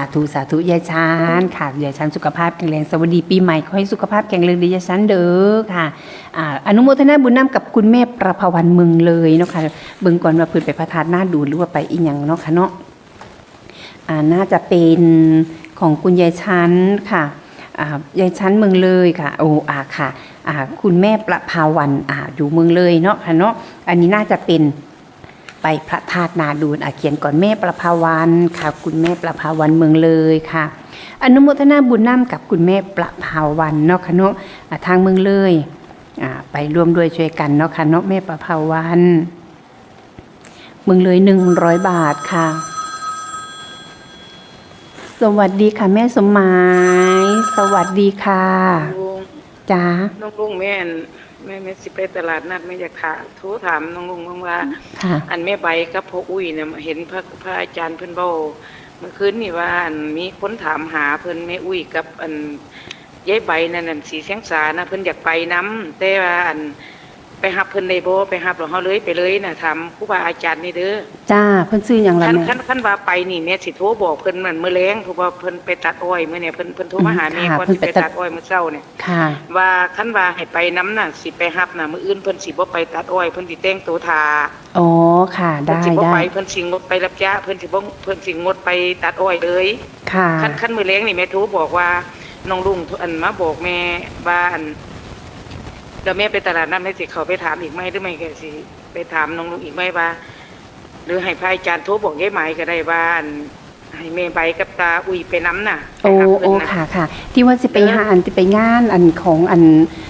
ดีเจสมปีเป็นบ่ค่ะแมนไปทรงสการไปว่าลึงกันเนาะอันพตาอุ้ยนะคือกินนาเราฉันแม่ใบก็ได้ถึงว่าเพิ่นมาบอกแม่ไหมนะเพิ่นก็ฟังอยู่คือกันเฮาเว้ากันนะเพิ่นก็เลยว่าเพิ่นก็อยากไปอันไว้อะไรเพิ่นก็อยากไปทำบุญน้ำนั่นแหละเนาะเพิ่นก็จะไปทรงสการนั่นแหละแม่นค่ะคนลืมแกมกันไปน้ำว่าคันว่ารถเต็มแล้วอันก็บ่เป็นหยังแม่ไหมก็ให้โทรบอกแม่ใบก็สิบ่อยู่ท่าคันว่าพระอาจารย์ว่าสิไปรับเพราะว่าม้านี่ก็สิบ่มีคนมาส่ง2 คนนึงตาอุ้ยกับยายใบนั่นแหละอันค่ะแม่เพราะว่าหนูถามแล้วบ้านบุงสไลอาจจะไม่มีใครไปบ่แม่นบ้านบุงม่วงแม่ครัวหนูถามแล้วมื้อเช้านี้ว่าแม่ครัวบ่ไปทางคณะเมซี่ก็น่าจะไปกันแค่เมซี่3-4ก็สิมีเมซี่3ก็มีหนูนี่แล้วแม่ชีน้อยนั่นแล้วก็แม่ชีเบนว่าจะแม่ชีเบนก็น่าจะถ้าบ่มีคนใดไปหลายก็สิมีแม่นั่นแล้วก็สิมีพ่ออุ้ยกับแม่ใบนั่นก็น่าจะไปได้อยู่แม่ใบเฮาต้องไปรับเพิ่นเนาะแม่นค่ะเพราะว่าออกไปทางนั้นได้เด้แม่มื้อนั้นที่เฮาไปเฮาก็ออกไปทางนั้นเลยเพิ่นก็ให้เพิ่นไปนำถ้าตาอุ้ยเพิ่นก็อยากไปเนาะเพิ่นว่าเพิ่นเคยมาเป็นโฆษกอันน้ำกันนั่นนะแม่นค่ะลึงแกงกันไปอันทรงสการแล้วว่าฉันแม่ใบก็ได้เพิ่นก็เลยสิสละว่าบ่ไปหยังมื้ออื่นคันว่าให้เพิ่นไปนำน่ะคันว่ารถเต็มนี่ให้แม่ไหมโทรบอกยามมื้อแลงเด้อกลางคืนเนี่ยเราค่อยสิได้ไปตัดอ้อยว่าซั่นแม่ก็เลยโทรถามเธอว่าถ้าครูบาอาจารย์ว่าจะไปรับน่ะอันก็ให้โทรบอกแม่ไหมหน่อยเด้อ ค่ะ แม่หมายก็สิ ค่ะ พกโทรศัพท์ไปนะแม่หมายจะไปตลาดนัดนะ ค่ะ 4 โมง4 โมง 5 โมงน่ะนะ โอ้ค่ะ ก็สิ แม่ บ่ได้ ค่ะ โทรหาเธอ ค่ะ ยาย ค่ะ ฉันกินข้าวเป็นตาแซ่บเนาะ คุณยายสงวนก็โทรมาเด้อแม่โต ค่ะ แม่ใบเขาไม่อยู่แล้วเขาไปตัด อัน อ้ มื้ อ อย นี้ไปตัดอ้อย ค่ะ เพิ่นบอกว่า จ้า เพิ่นมอบหมายให้ เพิ่นบอกแล้ว ค่ะ ใช่เพิ่นมอบหมายให้เพิ่นว่าคันว่าโทรบอกอีหลีเพิ่นก็สิให้แม่หมายเป็นสะพานบุญทำบุญนำซื่อๆว่าซั่น ค่ะ อัน เพิ่นก็อยากไปเนาะถึงตาอุ้ยก็อยากไปน่ะนะ แม่นค่ะแม่น เฮาก็ไปหับเพิ่นแล้วก็มาส่งเพิ่นแล้วก็เข้าบ้านเฮาเนาะ ค่ะแม่น น้อง ค่ะ ลุงเนาะ แม่น บอ ค่ะ กครูบาอาจารย์ได้ล่ะว่าให้ไป ค่ะ หับเพิ่นนั่นน่ะเนาะ จ้าจ้าอาจารย์ฟังอยู่ โอเค ค่ะแม่ค่ะ ฮะ เพิ่นก็ฟังอยู่นี่แหละ โอ้ เพิ่นขี่รถออกไปเลาะอยู่นี่แหละค่ะ เปิดฟังอ โอ้ ยู่ สาธุเว้าเพิ่นฟัง ค่ะ ไว้ซั่นเฮาต้องไปหับเพิ่นเนาะ ค่ะ เพิ่นก็อยากไปก็อยากให้ไปอยู่ดอกแม่ก็อยากให้ไปคนลื่นแกนกันค่ะ แม่นอันตัวแม่หมายนี่แฮงว่านอนคิดเบิดคืน ป๊าดเว้านํกันคักแน่ เอาอันอาจารย์บอกอาจารย์แล้วก็ วัน ว่า นี้แฮงเว้านํกันแล้วดึกๆมาเฮาอีกอันตาข่อยรู้แล้วตาข่อยรู้แล้วแม่น่ะตี 1ตี 2น่ะ ค่ะ ลุกขึ้นมาหมาเฮาแล้วหอนนะหอนคือมันเห็นผีนะ ค่ะ แม่เลยว่ารู้แล้วตาข่อยสิไปอยู่แม่ก็ลุกขึ้นมาเพราะว่าจังซี่แหล้วน้องลูก ค่ะ เอ้ยเลยเว้าคักแม่ เอาอันยังว่า เดี๋ยว บอก เห็นหน้าคือเห็นหน้าเราบ่ลืมจักเที่ยนะ เอาอัน เมื่อคืนเนี่ย กันยังว่ากับพระอาจารย์อยู่เนาะเอาก่อนหลังช่วงปีใหม่น่ะบัดที่นี้แล้วก็คุยกันอยู่แล้วก็เลยบอกว่าอาจารย์หนูน่ะ คุยกับอันพรโจอยู่จะคุยได้ไงเราไปเข้าโรงพยาบาลก็คุยกันเล่าอยู่เนี่ยแล้วว่าวันที่20ถึง24เราไปเข้าคีโมแล้วนี่ได้คุยกันเล่าอยู่ได้ส่งสวัสดีปีใหม่ให้เรานี่ได้คุยทางไลน์กันอยู่สนุก แม่คือเห็นคำนี้นะน้องลุงว่า อืม อันพ่ออันโคโศกมายังไดเนี่ย ผู้ใดพามา อืม โอ้ยมาคนเดียวแม่หมายว่าสิมาบอกครูบาอาจารย์เฮานี่ล่ะคือสิบ่ไหวแล้วล่ะไปพระธาตุนาดุลน่ะลุงแม่บ่ลืมจากคำเนี่ย อือ โอ้ย บอกเราเปิดกิ้งลูก ก็หันเอาแม่มา คนมีความผูกพัน แม่ก็เห็นน่ะแม่ปิดหัวหน้าต่างมึงเอ้ยบ่เคยปิดผ้าม่านน่ะ เอาคุณคุ้นเคยกันแม่คุณคุ้นเคยแล้วเคยคุ้นแล้วมันลึงกันเนาะเพิ่น แม่ เฮง นนี่ล่ะโอ้แม่ใบแล้วก็ฟังเฮาเว้าอยู่ว่าซั่น อื โอ้ ม ยแม่หมายแม่นเจ้าฝันบ่ว่าซั่น สิฝันยังไงจนว่าได้วางเสียแม่ใบว่าจนว่าพ่อโคโสพวกแม่บุกบ้านลาดกะมาก็จ้ามาสวดมนต์ขามปี อืม คันว่าแม่ฝันแม่ยังสิได้วางซั่น เพิ่นได้ อัน ลึงกันไป ดัง เนาะ อยู่ไหนพ่อจ้าซั่นสิไปหาพระอาจารย์ก่อนบอกว่าสงสัยพระอาจารย์ไปสงน้ำแล้วแล้วก็ย่างไปทั้งกุฏิพระอาจารย์พุ่นแม่น้องลุงมึงก็คิดเบิ่งหั่น ไผสิ โอ้ย บ่ โอ้มาแล้วแม่ก็คิดได้สุคำนะบอกกับเราน่ะเอามันลึงกันเนาะอันหนูยังจำ เนาะ ได้จำในหูอยู่เนี่ยได้บอกกับอาจารย์อยู่อาจารย์บอกถ้าหนูบริวารว่าอาจารย์หนูสิบริวารเลยนี่บริวารน้ำเล่าคัก อันคันบ่เว้าเรียงว่าเทพขามนั่นเอ้าพระอาจารย์นั่นปีใหม่แกก็ยังมาดีๆอยู่ก็ดวงดูแกอันหน้าตาก็ดีๆอยู่อันแกจะตายเด้อันก็ตายแล้วเนาะคนเรานี่ก็ได้เห็นกันฮะว่าซั่นระหว่างเด้ แล้วก็หาเพราะ เขาก็บ่รู้จักว่าเรานั่นไปหาเพิ่นว่าเพิ่นนอนแน่แล้วเนาะ ค่ะ เขาก็บ่รู้จักว่าพระอาจารย์นั่นไปหาเราแล้วเราเลยว่าเฮ้อว่าซั่นเราเดี๋ยวยังคล้ายใจเรายังโทรกลับมาเนี่ยนี่เนาะเราไปฮอดน่ะว่ายายหมายเจอวันไหนก็เจอปีใหม่นี่ตัวเรามือสวดมนต์นั่นตัวกว่าสันติ ไผสิไปคิด แม่ ว่า น่ะจำคำเว้าของเรากับแม่ได้ทุกคำเหมือนกัน ค่ะ เอ้าเท่านี้เด้อ จ้า อย่า แม่ มาโทรมาเด้อญาติธรรมเด้อเชิญ ค่ะ ชวนเป็นตะปวดในพระครูพระครูนี่หลุดนะเว้าน้ำเพิ่นก็เว้ายากเพิ่นก็กำลังเตรียมอยู่ในรถบัสนึงเพิ่นกำลังเตรียมใครจะไปก็เร็วๆเด้อเร็วๆเด้อเพิ่นว่านะไปรถบัสนึงสนุกสนานดีเอาแค่45คนมังโทรมาทิ้งกันเป็นตะปวดมันอยู่ได้เนาะ แม่นอยู่ มี ค่ะ คนไล่แม่แล้วสวัสดี ยา จ้าย ชั้น โอ้ยายชันไล่บ่ ยายสันสิส่วนไปกินต้มผักน้ำพร้อม สวัสดีจ้ะยายชันกินข้าวอิ่มแล้วตี บอกถามแม่หมายสิลืมดูตีนเหนือกินดินไหม ยายหมายบอกไม่ได้ดูแล้วตีนก็มัวแต่ดูหน้าแล้วแกก็ว่าอย่างนี้ ไม่ทันได้ดูตีน เขาว่าตีนเลยนะ ก็ไม่คิดว่าแกจะตายเนาะยายฉันเราก็ไม่ได้ดูตีนแกแล้ว มีความจำเหมือนยายชั้นปีกายนี้ที่ไปพระธาตุนานรุนกัน จ้า สี่คนนะยุพา ค่ะ หมีลูกชาย ค่ะ 4 คน ไปกินข้าวไม่รู้จักว่าเขาแจกข้าวตรงไหนเนาะ ไปยินเขาแจกข้าวยายให้ใครไปเอาก็เลยไปยายชันไปเอาข้าวครู พี่สาวของครูบาวินะ ค่ะ ดิฉัน ว่าไงครูบาวิว่าไงอ้าวเงินหมดซะแล้วยายชั้นกำลังเล่ากำลังมันเลยยายชั้นไปไหนยายชั้นไปไหนแล้วยายชั้น เอายายชั้นเนี่ยมิดแล้วครูบาวิปิดเสียงหรือไงล่ะนี่ยายชั้นอ้าวยายชั้นกำลังเล่าสนุกเลยวางสายไปซะแล้วสงสัยยายชั้นบอกว่าคุยเพลินๆแล้วทีนี้ยายชั้นจะโทรศัพท์ยายชั้นมูลเงินหมดไงไปเติมเงินยายชั้นมาเล่าต่อ ไปพระธาตุนาดูนว่าสันเพิ่นว่าไปพระธาตุนาดูนไปเอาเขาทั้งใดก็บ่มีผู้ใดไปว่าสันบัดเล่ากันย่างไปแล้วก็บ่ฮู้ว่าเขางานแจกเขา เลยไปพอครูบาวิเลยทวงมาที่นี่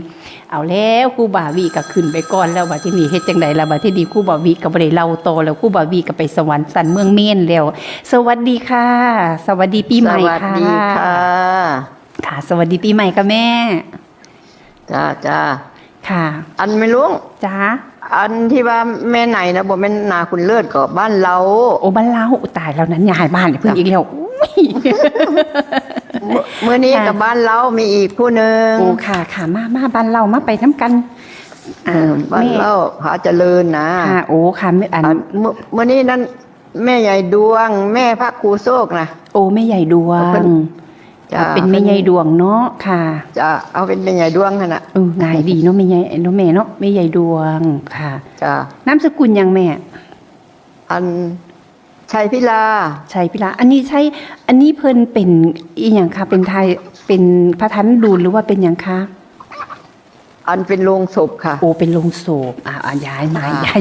ายบ้าน เพิ่นได้ยินแม่ใหญ่เพิ่น โอ้ค่ะ ได้แล้วเพิ่นก็อยากให้ออกบุญให้ โอ้ค่ะได้ เพิ่นโทรมา ค่ะ อย่างเงี้ย ค่ะได้เลยค่ะ บ้านเรา ดี๋ยว เนาะ ให้ฟังอยู่จ้า จ้า เป็นบ้านเล่าค่ะ จ้ามื้อนี้ออกตลาดหรือยังเนาะหรือไปเฮ็ดอีหยังอยู่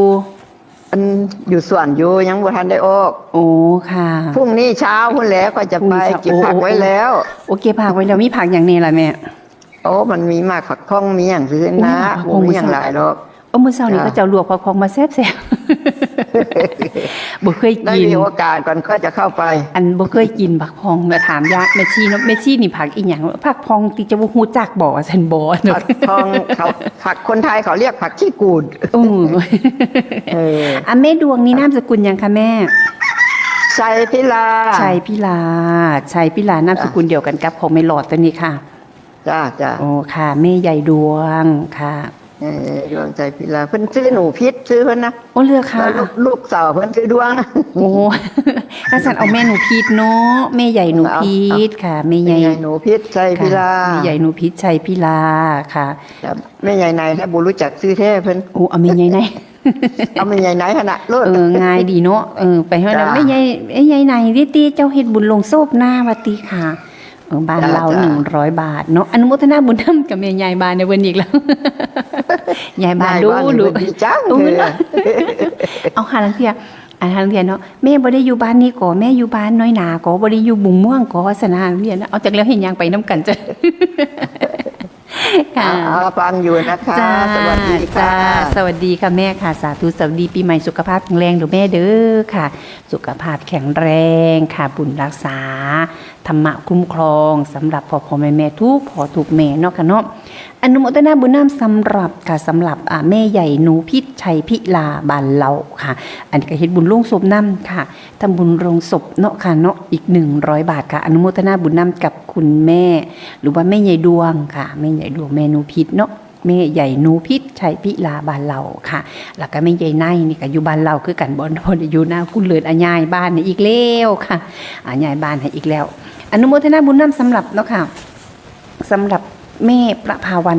ทางเมืองเลยอีก100 บาทเนาะค่ะเนาะสำหรับทางเมืองเลยเนาะค่ะอันนี้ก็100 บาทค่ะเป็นว่าเนาะค่ะเอาเดี๋ยวค่อยย้ายใหม่เดี๋ยวค่อยเขียนใหม่เนาะอนุโมทนาบุญน้ำสำหรับทุกพ่อทุกแม่เนาะค่ะเนาะสำหรับทุกพ่อทุกแม่ค่ะที่มารวมด้วยช่วยกัน บำรุงธรรมนุบำรุงบวรพระพุทธศาสนาค่ะเป็นธรรมะทางอากาศเนาะค่ะเป็นธรรมะทางอากาศเฮาได้ฟังธรรมะดีๆจากพ่อแม่ครูบาอาจารย์เนาะที่เพิ่นมาแสดงธรรมเนาะค่ะเนาะแสดงธรรมหรือว่าเฮาได้ฟังได้เห็นเนาะค่ะเนาะได้ฟังเดี๋ยวหาลางเทื่อก็ได้เห็นพร้อมล่ะค่ะทางโทรศัพท์ก็คือทาง Facebook ค่ะหรือว่าในช่วงที่เพิ่นจัดงานประพฤติปฏิบัติธรรม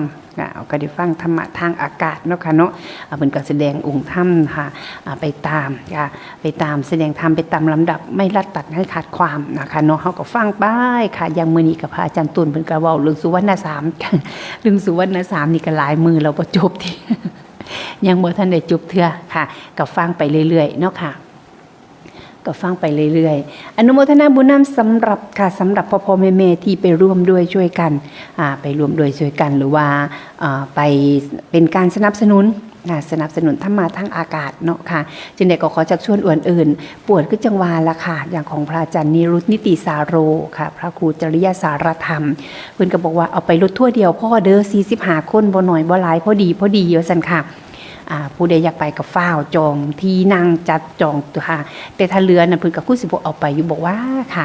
เพราะว่าถ้าเกิดว่าอยากไปเดี๋ยวบ่50 60คนเพิ่นก็สิบ่จัดรถตู้ไปอีกซิบ่ว่าญาติธรรมเฮาก็อยากไปร่วมเนาะไปฟังธรรมครูบาอาจารย์ค่ะไปร่วมประพฤติปฏิบัติธรรมนำกันในวันที่17ถึงวันที่18เนาะค่ะวันที่17ถึงวันที่18เนาะค่ะเนาะเดือนมกราคมเป็นการประพฤติปฏิบัติธรรมค่ะเรื่อยคนหลายๆค่ะจำนวนของพุทธมามกะไปสมาทานศีลไปสวดมนต์นำกันเนาะค่ะไปแสดงความเน้นอยู่ความแสดงถึงความเป็นคนไทยชาวพุทธนำกันค่ะสวัสดีค่ะแม่สิงโตสวัสดีจ้าน้องลูกจ้าแม่อันค่าลงศพนั้นแม่โอนให้พระอาจารย์แล้วเด้อจ้าแม่ค่ะอนุโมทนาบุญนำค่ะจ้าแล้วก็จองถ่ายทอดสดมันก็300 บาทจ้าโอ้จองถ่ายทอดสดพร้อมเนาะแม่เนาะแม่สิงโต300 บาทค่ะอนุโมทนาบุญนำค่ะแม่ค่ะหนูบอกเราค่ะจ้าหนูบอกว่าโอ้แม่สิงโตก็นั่งรถทั่วน้ำนูนนี่แหละก้อยมวนเนาะแม่เนาะค่ะได้ไปน้ำกันค่ะจ้าสาธุค่ะสวัสดีมากจ้าค่ะสวัสดีธรรมะสวัสดีเนาะค่ะสำหรับแม่สิงโตเนาะค่ะอนุโมทนาบุญนำสำหรับทำบุญพระธาตุนาดูลเนาะค่ะเนาะอนุโมทนาบุญนำเป็นต้นทุนค่ะเป็นต้นทุนในการดำเนินการเนาะค่ะเนาะในช่วงของการไปจัดงานเพราะว่างานนี่ที่เริ่มตั้งแต่วันที่16 17 18พุ่นล่ะค่ะวันที่16นี้ครูบาอาจารย์จะต้องได้ไปจัดเตรียมสถานที่งานบ่ว่าสิเป็นของคณะของครูบาอาจารย์ของหลวงพ่อของอาจารย์สมชายการน่าจะเป็นเครื่องเสียงเครื่องไฟบ่ว่าแล้วก็ติดตั้งจอติดตั้งจอบ้านเฮาเอิ้นนางกลางแปลง สมัยก่อนเด็กจะเป็นหนูเด็กน้อยเนาะก็สิเป็นจอนางกลางแปลงหรือว่าถ้านี่ปุ่มจอโปรเจคเตอร์อันใหญ่ๆนั่นล่ะค่ะครูบาอาจารย์นางแสดงมาธรรมเทศนาอยู่ด้านหน้าเฮาอยู่ด้านข้าง2ข้างเฮาก็เห็นค่ะเอาจอบักใหญ่เลยค่ะเห็นเบิงเกิงเลยค่ะครูบาอาจารย์เว้าคำใดก็เห็นปากขยับคำนั้นค่ะครูบาอาจารย์หน้าตาเป็นจังได๋เฮาสิได้เห็นกันทั่วหน้าเนาะค่ะเนาะทุกอย่างมีค่าใช้จ่ายค่ะทุกอย่างก็สิมีค่าใช้จ่ายบ่ว่าสิเป็นเนาะค่ะจัดผ้าป่านี่ค่ะก็สิเอากองนี่ล่ะค่ะที่เฮาร่วมด้วยช่วยกันคนละ5คนละ10นี่ล่ะค่ะเพราะว่าเฮาไปใส่สถานที่เพิ่นก็ต้องเป็นค่าเสียหายก็สิบอกว่าเป็นค่าเสียหายก็ซ่อมแซมจังซั่นจังซี่แหละเนาะค่ะเนาะก็ถือว่าเป็นการใช้สถานที่เป็นผ้าป่าชดเชยในการใช้สถานที่ค่ะใส่ค่าน้ำค่าไฟเพิ่นนี่เฮาก็ต้องได้เอาเป็นผ้าป่ามองนี้ในการจัดแล้วค่ะเนาะ2เนาะค่ะเนาะหลังเถื่อเนาะเป็นการเทศที่พาคุณเจ้าเพิ่นมาแสดงพระธรรมเทศนาอาจจะมาจากทุ่งกวงทั้งไกลเนาะค่ะสิใส่น้ำมูกน้ำมันมาเนี่ยค่ะคนขับรถเนาะค่ะเนาะค่ะไปค่ะมาค่ะอันนี้ก็ต้องมีเนาะค่ะเนาะเพิ่นก็สิบอกว่าโอ้เป็นพระเปิดบ่ได้เติมน้ำมันฟรีคือว่าเนาะค่ะเนาะอันนี้ก็ต้องเป็นค่าเดินทางมาแสดงมาธรรมเทศนาให้เฮาได้ฟังเนาะค่ะเฮาก็บอกโอ้ก็สิเอาส่วนนี้ล่ะค่ะถ้าเกิดบ่มีผู้ใดเป็นเจ้าภาพก็คนละ5คนละ10คนละ100คนละ20นี่ล่ะค่ะรวมด้วยช่วยกันใส่เป็นการเทศค่าน้ำมูกน้ำมันครูบาอาจารย์เนาะค่ะเนาะ แล้วก็ที่3เนาะค่ะครั้งนี้อย่างสุดท้ายอย่างที่3ก็1เนาะค่ะเนาะค่าถ่ายทอดคอ OB ค่าสร้างค่าช่างถ่ายทอดค่าช่างสร้างที่เจ้าหน้าที่ถือพันมาทำการเนาะมาทำการตัดต่อลง YouTube แน่ค่ะตัดต่อลงFacebook Live หรือว่า TikTok วันนี้มี TikTok ก็อาจจะตัดต่อลง TikTok เนาะหรือว่าจะทำเป็นออกสื่อโซเชียลค่ะ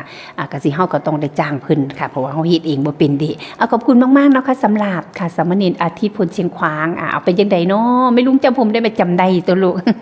ไปอยู่ไสเนาะสามเณรอาทิตย์ตอนนี้เนาะเป็นจังไดเนาะดื้อบ่รู้เนาะลูกเอ้ย ลูกเนียนอย่าดื้อแล้วลูกเด้อไปอยู่หม่องใดก็เว้าง่ายฟังความเด้อลูกแม่จำได้ทำไมจำไม่ได้ล่ะหน้ายิ้มเป็นแล่นเลยต่างหน้าต่างตาเรียนหนังสือตั้งหน้าเรียนหนังสือได้ลูกเด้อทำตัวให้เป็นสามเณรไปอยู่ไสก็ให้คนหักเด้อลูกอย่าดื้อหลายค่ะลูกเฮาเป็นหนอเนื้อพุทธังกูลค่ะทำไมแม่ลุงจะจำพี่เนนไม่ได้พี่เนนสามเณรอาทิตย์พลเชียงขวางไม่พี่แม่ลุงจำได้ค่ะว่างๆก็มาเยี่ยมยามตามข่าว มาให้แม่ลุงหายอีกจักหน่อย สาธุกับสามเณรค่ะสามเณรลูกเน้นค่ะลูกเน้นของวัดศรีหนมวงค่ะตอนนี้เพิ่นกลับไปลำไปเรียนเนาะไปลำไปเรียนไปอยู่กับครูบาอาจารย์ค่ะไปลำไปเรียนไปอยู่กับครูบาอาจารย์ไปเรียนหนังสือค่ะตั้งอกตั้งใจเรียนหนังสือเด้อลูกเน้นเด้อค่ะมาเป็นนอเนื้อพุทธังกูลค่ะมาเป็นพระสงฆ์องค์เจ้าเนาะค่ะ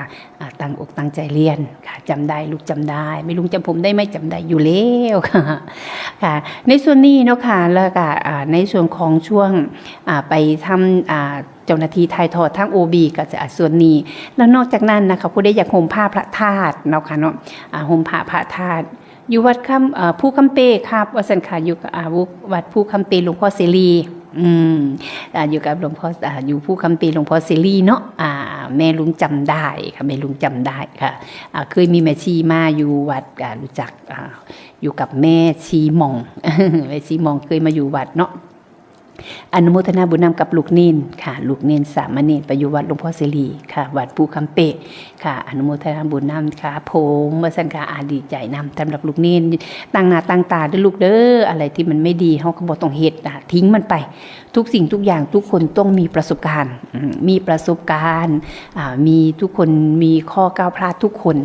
เริ่มต้นใหม่ได้เสมอพระอาทิตย์ขึ้นใหม่ทุกวันเฮาก็เริ่มต้นใหม่ได้สู้มือคือกันตั้งหน้าตั้งตาเป็นเด็กดีเด้อลูกเด้อสำหรับลูกเนนค่ะอนุโมทนาบุญนำสำหรับลูกเนนเนาะยังส่งข่าวหากันค่ะแม่ลุงกับสิมานั่งหน้าจอนี่ล่ะช่วง3 โมงพอ4ทอน5 โมงแรงแม่ลุงกับสิมานั่งนี่ถ้ามีโอกาสก็เข้ามาทักทายทาง Facebook ไลฟ์ขอบคุณหลายๆสำหรับเนาะค่ะสำหรับลูกเนนกดไลค์กดแชร์กดไลค์กดแชร์ให้แม่ลุงหลวงพี่ค่ะหลวงพี่ทิมยังถามข่าวถึงอยู่ ยังถามข่าวถึงลูกเนนยังว่าขอลูกเนนอยู่ลูกเนนสำหรับลูกเนนที่เคยอยู่วัดศรีดมบุ้งไปอยู่วัดผู้คำเปละไปเรียนไปลำไปเรียนหนังสือกับครูบาอาจารย์ไปอยู่น้ำครูบาอาจารย์เนาะค่ะหรือว่าผู้ใดอยากไปห่มผ้าพระธาตุในช่วงมือนั่นก็เอาไปรวมโดยช่วยกันเขียนชื่อเจ้าของห่มผ้าพระธาตุค่ะห่มผ้าพระบรมธาตุนาดูล1 ปีก็จะเปลี่ยน1 ครั้ง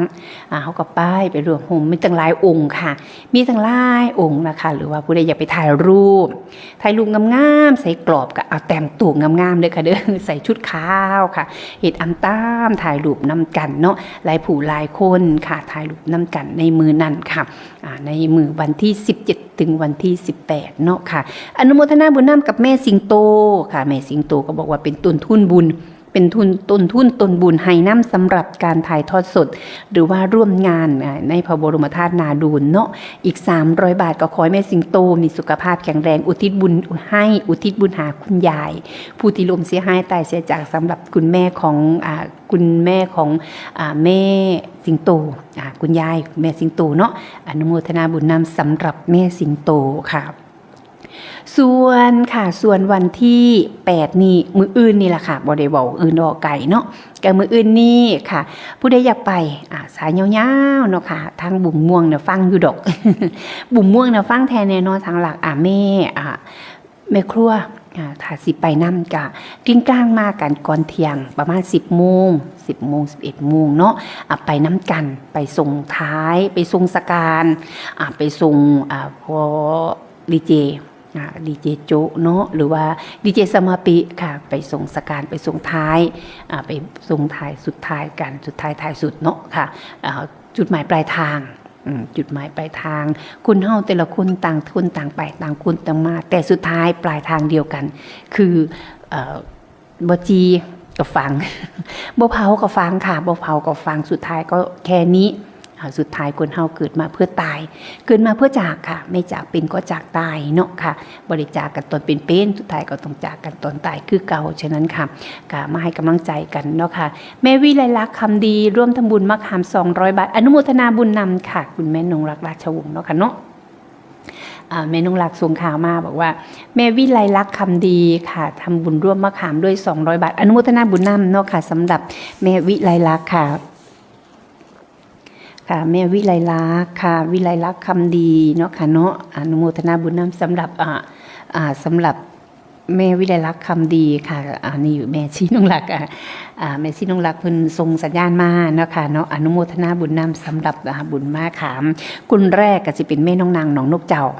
ทำบุญมะขามน้ำเนวัดสันคาม100 บาทคนที่2ก็รุ่งฤดีสมพรค่ะเกิดจากใดหานักเที่ยวไปตกมองใดเนาะตกบ้านเฟือตกบ้านเนื้อลงลุ่งมือเขือบ้านไตเพื่อจะได้อยู่ได้กินก็สิได้อยู่ได้กินน้ำกันเนาะค่ะยานอดยานอยากเพิ่นบอกว่าการทำทานการบุญการเฮ็ดทานก็คือ1บ่ให้เฮาอดอยากว่าซั่นค่ะเฮ็ดบุญเฮ็ดทานไปเนาะค่ะเอาไปสู่พี่น้องป้องปายทางกวางทางไกลของเฮาเนาะค่ะทางดินดำน้ำซุ่มทางกาฬสินธุ์ดินดำน้ำซุ่มแขกรุงบอนปานเอาอย่างก็ละเพิ่นพอดีน้องป๊อบที่บ่ดีค่ะอนุโมทนาบุญนำสำหรับคุณแม่วิไลลักษณ์คำดีเนาะค่ะทิศบุญประคามน้ำ200 บาทอนุโมทนาบุญนำค่ะประคามงามค่ะเนื้อช้ำๆค่ะเนื้อฉ่ำดีจังเลยละการแบบบ่ขึ้นล่าเลยอย่างดีหรือฝักแต่ละฝักงามค่ะแม่สมหมายบอกว่าสิเฮ็ดเป็นทุงขึ้นถวายกันเทศพร้อมที่เหลือก็สิแจกพี่น้องปองปายของเฮาผู้ที่เพิ่นมากินเนาะอนุโมทนาบุญนำสำหรับแม่มะลิวันแพทย์ประสิทธิ์บอกว่าขอสิไปนึ่งข้าวทาอยู่เด้อซั่นนะเอาไปก็สิเอาข้าวใหม่ไปนึ่งข้าวทาว่าซั่นพอดีแล้วค่ะได้ใบบักขามจังอาจารย์บอกว่าอุ้ยตะกี้เนาะข้าวแถวว่าซั่นค่ะนึ่งข้าวใบเกลือซื่อๆกับข้าวแถวว่าซ่านเป็นกิโลเป็นกิโลเนาะบ่แลนี้ค่ะหนาวเนาะหนาวก็ปิ้งบักปิ้งข้าวจีเนาะปิ้งข้าวจีถึงบ่มีอีหยังก็ห้อยเกลือกินกับบักขามโอแซ่บหรือว่าต้องได้จีก็ได้ค่ะนึ่งข้าวใหม่ฮ้อนๆเนาะค่ะกินข้าวกับใบบักขามโอ้ยสุกปะล่ำปะเหลือ มีความสุขปะล่ำปะเหลือพุ่นแล้วค่ะสุขที่ไหนใดเล่าจะเท่ากับที่กินอิ่มท้องกินอิ่มนอนอุ่นเนาะค่ะอนุโมทนาบุญนำสำหรับทุกพ่อทุกแม่เนาะค่ะที่สิบอกว่าสิไปน้ำกันพ่อแม่ทุกคนที่ไว้น้ำกันนะคะไปทำบุญร่วมชาติตักบาตรร่วมกันเก็บดอกไม้ร่วมต้นสร้างกุศลร่วมกันอนุโมทนาบุญนำทุกพ่อทุกแม่เนาะค่ะอนุโมทนาบุญนำสำหรับผู้ที่เพิ่นสิไปงานทรงสการนะคะหลังจากนั้นเนาะค่ะวันที่9วันที่10วันที่11นะคะครูบาอาจารย์ก็บอกว่าเอาไปรับออเดิร์ฟเล็กๆก่อนว่าซั่นค่ะไปออเดิร์ฟน้อยๆไปเป็นน้ำจิ้มก่อนสำหรับงานปฏิบัติธรรมของบาน3 แยกเนาะค่ะเนาะอาจารย์บอกว่าอาจจะไปจัดที่สถานที่ตั้งแต่วันที่9เอาไปเบิ่งสถานที่น้ำเพิ่นว่าซั่นค่ะไปเบิ่งไปแง่งน้ำเพิ่นกับไทยบ้านไทยเมืองค่ะของบ้านทรัพย์เจริญค่ะหลังจากนั้นวันที่10กับวันที่11ก็สิไปร่วมสวดมนต์ปฏิบัติธรรมย่อมๆเนาะค่ะสิสอดแจ้งหรือบ่สอดแจ้งหรือว่าสิสวดจักครึ่งจักกลางหรือว่าฟังเทศน์จักซำใดเฮาคอยฟังครูบาอาจารย์อีกรอบนึงในวันที่9กับวันที่10ค่ะวันที่10ค่ะวันที่10กับวันที่11เนาะค่ะวันที่9โฮมค่ะวันที่9นี่เป็นมือโฮมของเพิ่นมือเตรียมการเตรียมงานมือเตรียมเขาเตรียมของค่ะ1เขาเป่าไฟเนาะค่ะเฮ็ดกับเขากับน้ำเตรียมต้อนรับญาติธรรมเนาะค่ะแล้วก็วันที่10ค่ะวันที่10วันที่11เป็นวันประพฤติปฏิบัติธรรมฟังเทศน์ฟังธรรมสวดมนต์ไหว้พระน้ำกันเนาะค่ะเนาะก็ขอจักชวนอื่นค่ะผู้ใดอยู่ไกลอยู่โมค่ะหรือว่าแม่ติมฟังอยู่ก็โทรมาเอิ้นไทบ้านไปบุญ โทรมาเอิ้นเนาะค่ะเนาะ โทรมาเอิญพี่น้องปองปายหรือชักชวนอวนเอิญญาติธรรมของเฮาไปรวมประพฤติปฏิบัติธรรมบ้านสามแยกวัดสามแยกบ้านทรัพย์เจริญในวันที่10กับวันที่11เนาะค่ะไปรวมด้วยช่วยกันเนาะค่ะไปรวมประพฤติปฏิบัติธรรมร่วมกันไปทำบุญร่วมชาติไปตักบาตรร่วมกันน้ำกันค่ะไปเก็บดอกไม้ร่วมตนไปสร้างกุศลร่วมกันในวันที่10กับวันที่11เนาะค่ะในวันที่10กับวันที่11ค่ะวันที่10กับวันที่11นี้ก็เป็นวันประพฤติปฏิบัติธรรมของบ้านวัดสามแยกบ้านทรัพย์เจริญบ้านทรัพย์เจริญบ่ไกลค่ะคันออกไปน้อยนึงกับทางบ้านทาสวรรค์เนาะค่ะเนาะออกทางวังเล่าค่ะออกทางวังเล่าผ่านพรประเสริฐหรือว่าถ้าไปทางถนนใหญ่กับเขาตั้งขัวแตะเขาทางขัวแตะแยกออกมาทางทางกะละอันลูกโม เอาไปทั้งลูกโมทั้งพรประเสริฐค่ะทางบ้านเราใหญ่ก็เลยดอกขี่ไปจักน้อยเนาะค่ะก็สิเขาทางบางเล่าออกทางบางเล่าหอดพอบ้านทาสวรรค์ก็เลี้ยวขวาเลี้ยวซ้ายเขาก็จะเป็นทางแยกทรัพย์เจริญค่ะหรือว่าสิมาทางหน้าดินดำค่ะทางบ้านดินดำทางหนองนาไส้กับมาได้เนาะค่ะสำหรับบ้านทรัพย์เจริญค่ะบ้านทรัพย์เจริญเนาะค่ะสำหรับบุญของเพิ่นจัดสมทบทุนค่ะหาทุนซื้อเนาะค่ะอารูซิ่งว่าซั่นค่ะเปลี่ยนหลังคาเก่ามันพังมันมางแล้วท่านค่ะมันบ่ดีแล้วว่าซั่นจักหน่อยก็สิเป็นหน้าฟอกหน้าฝนแล้วเบิดหน้าหนาวก็สิเป็นหน้าร้อนจากหน้าร้อนก็เป็นหน้าฝนบัดทีนี้ค่ะเรื่องเถื่อเนาะก็เปลี่ยนในช่วงที่มันแรงๆนี่ล่ะจัดสมทบทุนสร้างจะซื้อค่ะจะสร้างเนาะค่ะสำหรับหลังคา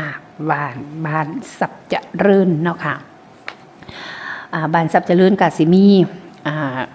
พี่น้องปองไปเฮาอยู่ไกลๆมั่วๆก็สิบ่ไปอยู่บ่ วันที่10วันที่11เนาะค่ะไปรวมด้วยช่วยกันหลังจากนั้นก็เตรียมตัวใหญ่แล้วค่ะวันที่10วันที่11แล้วก็ต่อจากนั้นแค่อาทิตย์เดียวค่ะอาทิตย์เดียวก็ไปพอกันเนาะคันอาทิตย์เดียวก็สิไปพอกันที่พระบรมธาตุนาดูนค่ะบุญก็เป็นเสมอน้ำซุ่มเย็นสงสวยบาปก็ตามห้วยหมดของหอนคือไฟคือข้างเฮาปลูกต้นไม้เพียมพำดอกรักษาพี่น้องเอ้ยหลายวันขึ้นโดนไปดอกใบพลานหล่นมีก็เป็นจังมีบ่มีปุ่นดอกบากม่วงอ้อยก็ว่านจังอ้อยบ่มีสมจังบักนาวสั่นแล้วค่ะอันว่าบุญบาดนี้เป็นของครูเสมอเงาแม่นสิเน่าในผาบ่ห่างว่างไปใดถึงสิตายต่างเนียนแขนข้อตุกบาดยางสาดสีมาภายหน้าตามต่อยตอบคุณอันว่าบุญบาปนี้เป็นส่วนของผู้ทำกุศลกรรมทางดีหากมีสนองไวกุศลกรรมทางห้ายปานไฟห่อนจีไผเฮ็ดไผก็ได้ดีให้อยู่ที่ทำสั่นแล้วค่ะหอดยามเฮ็ดบุญเฮ็ดทานเนาะค่ะเนาะช่วงที่ไปได้มาได้ค่ะก็ไปน้ำกันเนาะค่ะกระชอเอาส่งข่าวพาเมียใบอย่างเถื่อเนาะลองถามบึงไปน้ำกันหลายๆคน ไปให้กำลังใจค่ะไปให้กำลังใจสำหรับดีเจโจมืออื่นค่ะดีเจโจเนาะไปทรงสการขึ้นไปทรงสุดท้ายถ่ายสุดท้ายสายสุดก็ให้กำลังใจสำหรับดีเจสัมมาปิเนาะค่ะดีเจสัมมาปิผู้ที่เพิ่นเคยมาเป็นพิธีกรค่ะมาเป็นโหดพิธีกรมาเป็นโหดจิตกรรมกร ยังมีการมีงานวังหันกับ10 กูมืองานฉลองโบสถ์นะคะฉลองอุโบสถผู้พัทสีมาวสีดมวงศ์ค่ะเป็นทั้งกรรมกรค่ะเป็นทั้งพิธีกรเป็นทั้งทุกอย่างค่ะหอดย่ำในกระเลนตอนรับขับสู่พี่น้องปองปายผู้มาทำบุญเนาะกันเนาะเป็นพิธีกรค่ะหรือว่าเป็นงานโคศกกับเป็นเนาะค่ะเป็นเจ้าพิธีค่ะกับเป็นเนาะค่ะจัดนั้นจัดนี่ค่ะมาบวงสรวงก็จัดไปเนาะค่ะอนุโมทนาบุญนำสำหรับสวัสดีค่ะลูกชายกลับมาจากโรงเรียนแล้วน้องมีบุญอนุโมทนาบุญนำสำหรับทุกพ่อทุกแม่เนาะผู้ที่เพิ่นค่ะผู้ที่เพิ่นบอกว่าอยากไปร่วมด้วยช่วยกันเนาะค่ะก็ไปน้ำกันมืออื่นติดต่อสอบถามได้กับครูบาอาจารย์ค่ะหรือว่ามืออื่นถ้าเกิดว่าออกจากนี้ออกไปทางบ้านลาดก็น่าจะออกไปทางหนองบัวเนาะค่ะเนาะไปกันได้แม่ไม้ก็บอกว่าเป็นผู้ติดต่อประสานงานเนาะค่ะไปรวมด้วยช่วยกันสำหรับมืออื่นค่ะถามผู้ถามว่าถามพ่อแม่ถามญาติธรรมของเฮาหลายผู้หลายคนบอกว่าอุ๊ยตอนนี้เขียวให้ว่าซั่น เขียวให้ฝ่าวหาเงินไปงานประทานหน้าดูนแต่ก็บ่เป็นหยังค่ะนั่นก็ส่งกำลังใจให้ซึ่งกันและกันว่าแต่ครูบาอาจารย์ไปเนาะไปครูบาอาจารย์ไปทรงทายแล้วค่ะไปทรงสการไปสุดท้ายก็มีแต่ครูบาอาจารย์นี่ล่ะค่ะมีพระครูพระสงฆ์องค์เจ้านี่ล่ะค่ะที่สิไปทรงสการขึ้นเจให้เราเผาศพสวดศพให้เนาะค่ะให้เราไปสู่ภพภูมิใหม่ที่ดีเปลี่ยนภพเปลี่ยนภูมิสู่ภพภูมิใหม่ที่ดีเนาะค่ะเนาะได้เกิดชาติใดก็ขอให้ได้เป็นพี่เป็นน้องกันได้อยู่น้ำได้อยู่ร่วมชาติเป็นเพื่อนร่วมชาติกันเนาะค่ะเนาะได้หูจักมักจีได้เป็นคุ้นเคยกันเนาะค่ะเอามันมีซีซอน มันมีซีซอนแท้เนาะไปใส่กันเบิดเนาะแม่น้องนางไปจังใดเนาะแม่น้องนางค่ะแม่น้องนางน้องนกเจ้าเป็นจังใดเนาะค่ะส่วนแม่โออนุโมทนาบุญนำสำหรับแม่โอจันทิราแม่โอจันทิราเนาะค่ะบอกว่ามีใหญ่ว่าซั่นค่ะเพิ่นเฮ็ดบุญให้เป็นเฮ็ดบุญหาเนาะค่ะสำหรับคุณหมอวรรงค์ธรรมรงค์ วรรงค์คุณหมอธรรมรงค์ค่ะคุณหมอธรรมรงค์ที่บอกว่าที่พาสมองให้ว่าซั่นค่ะคุณหมอธรรมรงค์อุบุทำบุญให้ทำบุญทรงให้เนาะเป็นที่เพิ่นประสบอุบัติเหตุเสียชีวิตค่ะเพิ่นบอกว่ารวมอนุโมทนาบุญนำเป็นประธานหน้าดุลสัก200ว่าซั่นค่ะสาธุสำหรับแม่โอจันทิราเนาะค่ะเอามื้อนี้เป็นจังไดมาเม็ดบิงซีซ่อนแต่ละคุณยายแต่งอ่อนไปใส่เนาะยายแต่งอ่อนเนาะหายเงียบมิดแท้เนาะมื้อนี้เป็นจังไดไปทางใดเนาะหรือว่าจะนอนหลับเนาะหรือว่าสิว่านอนหลับเนาะค่ะนอนหลับบ่นอนหรือว่าไปทางใดเนาะยายสะอ่านทางใดเนาะมามิดนะแต่ดีแน่ๆค่ะบันลาดบ่อยู่แท้แน่นอน บันลาดมื้อนี้ไปตัดอ้อยไปรำดาบเรามื้อนี้บ้านลาดไปล่ำดาบแล้วเรียบร้อยค่ะอนุโมทนาบุญนำสำหรับเนาะค่ะทุกพ่อทุกแม่ที่บ่สิเป็นค่าน้ำค่าไฟหรือว่าโครงการเนาะทำบุญโรงศพเนาะค่ะบ่สิเป็นตาเนียงค่ะตาเนียงเมืองเลยเนาะค่ะ 1,000 บาทแม่นอร์เวย์ค่ะแม่เมตตาจากนอร์เวย์เนาะค่ะคุณธัญชนน้ำมนตรี500 บาทแม่ผู้ใหญ่ดาวบุญสลาย500 บาทคุณอธิษฐานจากกรุงเทพ500 บาทเนาะค่ะแม่ใบบ้านลาด300 บาทค่ะอันนี้ก็คือโรงศพเป็นใจในของโรงศพเนาะทำบุญโรงศพค่ะแม่น้องนางน้องนกเจ้า300 บาทแม่หมอแอมกกซอ500 บาทแม่บัวจัดพุ่มโสภานำห้วยอีก300 บาทค่ะแม่สมจิตอย่างเดียวเนาะค่ะ300 บาทคุณแม่ลำไพน่าจะเป็นของน่ารักค่ะอันนี้ก็300 บาทแม่นิดบุรพาบุงม่วงเนาะค่ะ300 บาทแม่สมหญิงมีชื่อลพบุรี300 บาทแม่โอจันพิลาหนองนกเจ้า200 บาทแม่ละไม้หาสีจันทวงศ์บุงสลายอีก200 บาทแม่สีพัดยิ่งเจริญสีอุดมวงศ์เนาะค่ะเนาะอันนี้ก็200 บาทค่ะคุณแม่ล่าอินเจริญบุงม่วงอีก200 บาทแม่บัวล่าบุญเข็มบุงสลายอีก200 บาทค่ะแม่บุญศรีทวิลาวังทองเนาะค่ะอันนี้ก็200 บาทค่ะแม่แตงอ่อนพรประเสริฐเนาะค่ะอีก300 บาทค่ะแม่ท่องใบค่ะแม่ท่องใบสายสิมอันนี้200 บาทคุณแม่สมหมายใช้ยาบุงสลาย200 บาทแม่อนงนิดค่ะสุนทรสารทุนหรือว่าแม่ตง200 บาทแม่สิงโตบ้านติดต่อกับ200 บาทเนาะค่ะลุงดีสมพ่อเนี่ยอีก200 บาทสุวิทย์เหตุเกตค่ะอีก200 บาทค่ะแม่สมจิตพ้นซ่า200 บาทค่ะแม่หลอดชัยพิละก็200 บาทเนาะค่ะแม่เทียมค่ะแม่เทียมนุ่นลิชาทางหน่อยหน้าอีก200 บาทค่ะแม่อินสุธรรมาเนาะค่ะอีกนี่ก็200 บาทน้องทอฟันค่ะทอฟันหน้าแก่เนาะค่ะ200 บาทแม่จอมพันธ์สนิทอันนี้ก็100 บาทค่ะแม่มาริวันแพทย์ประสิทธิ์เนาะค่ะแม่มาริวันแพทย์ประสิทธิ์อันนี้ก็100 บาทแม่ทองสุนบริวันเนาะค่ะอันนี้ก็100 บาทค่ะแม่ท่องสีเพ่งธรรมเนาะค่ะแม่ท่องสีเพ่งธรรมจวงให้ใครเศร้าได้แม่เด้อค่ะอันนี้ก็ทางพรประเสริฐเนาะค่ะเนาะกำลังเจ็บไข้ได้ป่วยจะเป็นเอ็นอุ่นอยู่ก็ขอให้ทรงให้ใครเศร้าส่งท้ายปีเก่าต้อนรับปีใหม่เนาะส่งท้ายแบบเก่าต้อนรับบุญใหม่ค่ะในช่วงของทำบุญลงศพเนาะค่ะอันนี้ก็แม่ทองศรีเพ่งธรรมอีก300 บาทคุณยายนาบุญจันทร์จากชัยภูมิเนาะค่ะอันนี้ก็500 บาทแม่ทุนสุรินทร์ค่ะ100 บาทคุณยายแพงอารมณ์เราใหญ่200 บาทค่ะคุณแม่สมัครราชบัวศรีเนาะค่ะอันนี้ก็100 บาทแม่สุดท้าย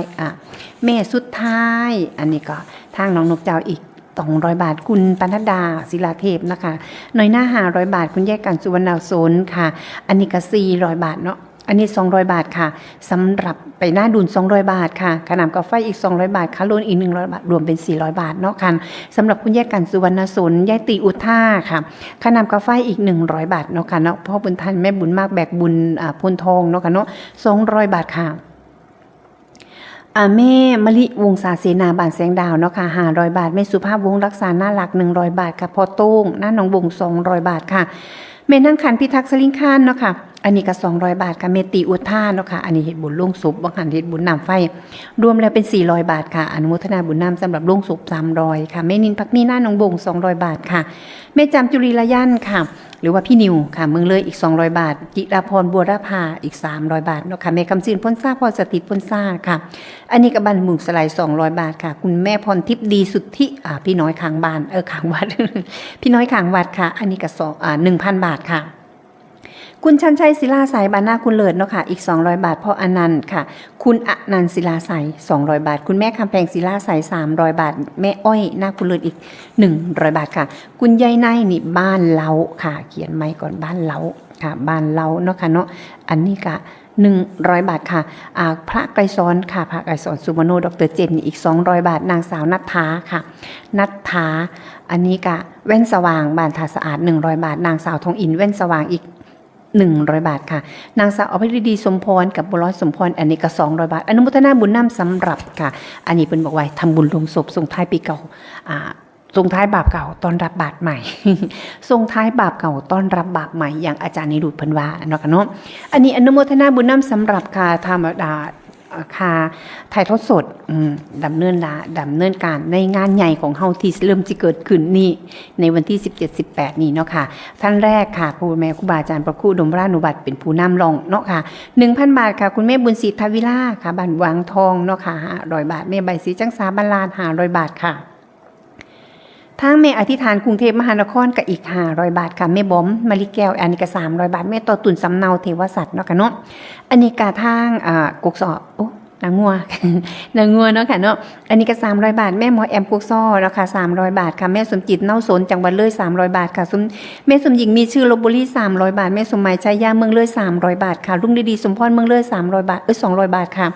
แม่โอจันทิลาเมืองเลยค่ะ200 บาทแม่แตงอ่อนเด็ดค่ะล้ำ200 บาทค่ะแม่ละไม้สีจันทวงศ์เมืองเลยเนาะค่ะอันนี้ก็200 บาทค่ะคุณแม่บัวจัดพลุ่มโซภาค่ะทางเมืองเลยก็200 บาทแม่ท่องศูนย์บริวารเมืองเลยเนาะค่ะ200 บาทแม่น้องนางค่ะน้องนกเจ้าเนาะค่ะเมืองเลยอีก200 บาทแม่ทองศรีเพ่งถ้ำเมืองเลย200 บาทค่ะแม่แก้ววังน้ำเย็นเมืองเลยอีก200 บาทค่ะแม่สีพัดยิ่งเจริญทางเมืองเลยอีก200 บาทแม่ชีเบญจวรรณศรีพลเมืองเมืองเลยอีก200 บาทแม่นี่กล้วยแขกเนาะจ้าอันนี้กระทั่งเมืองเลยคือกันค่ะอีก200 บาทอาจารย์ค่ะอาจารย์บุญยวัฒน์อยู่วัดป่าจริยธรรมที่เพิ่นจัดรายการในช่วงเช้าก็อีก1,000 บาทค่ะแม่วงมนท่าเนาะค่ะหน่วยหน้าอีก200 บาทค่ะยายแพงอารมณ์บันเราใหญ่อีก300 บาทค่ะแม่สมัครราชบัวศรีเมืองเลย200 บาทยายกันสุนกุศลเมืองเลย200 บาทคุณแม่หมอหนุ่ยเมืองเลย200 บาทคุณแม่ศักดิ์บ้านลุงเมืองเลยอีก200 บาทยายเนียมค่ะอาจปราสาเมืองเลยเนาะค่ะ200 บาทแม่นั่งคันพิทักษ์สลิงข้านเมืองเลยเนาะค่ะอันนี้ก็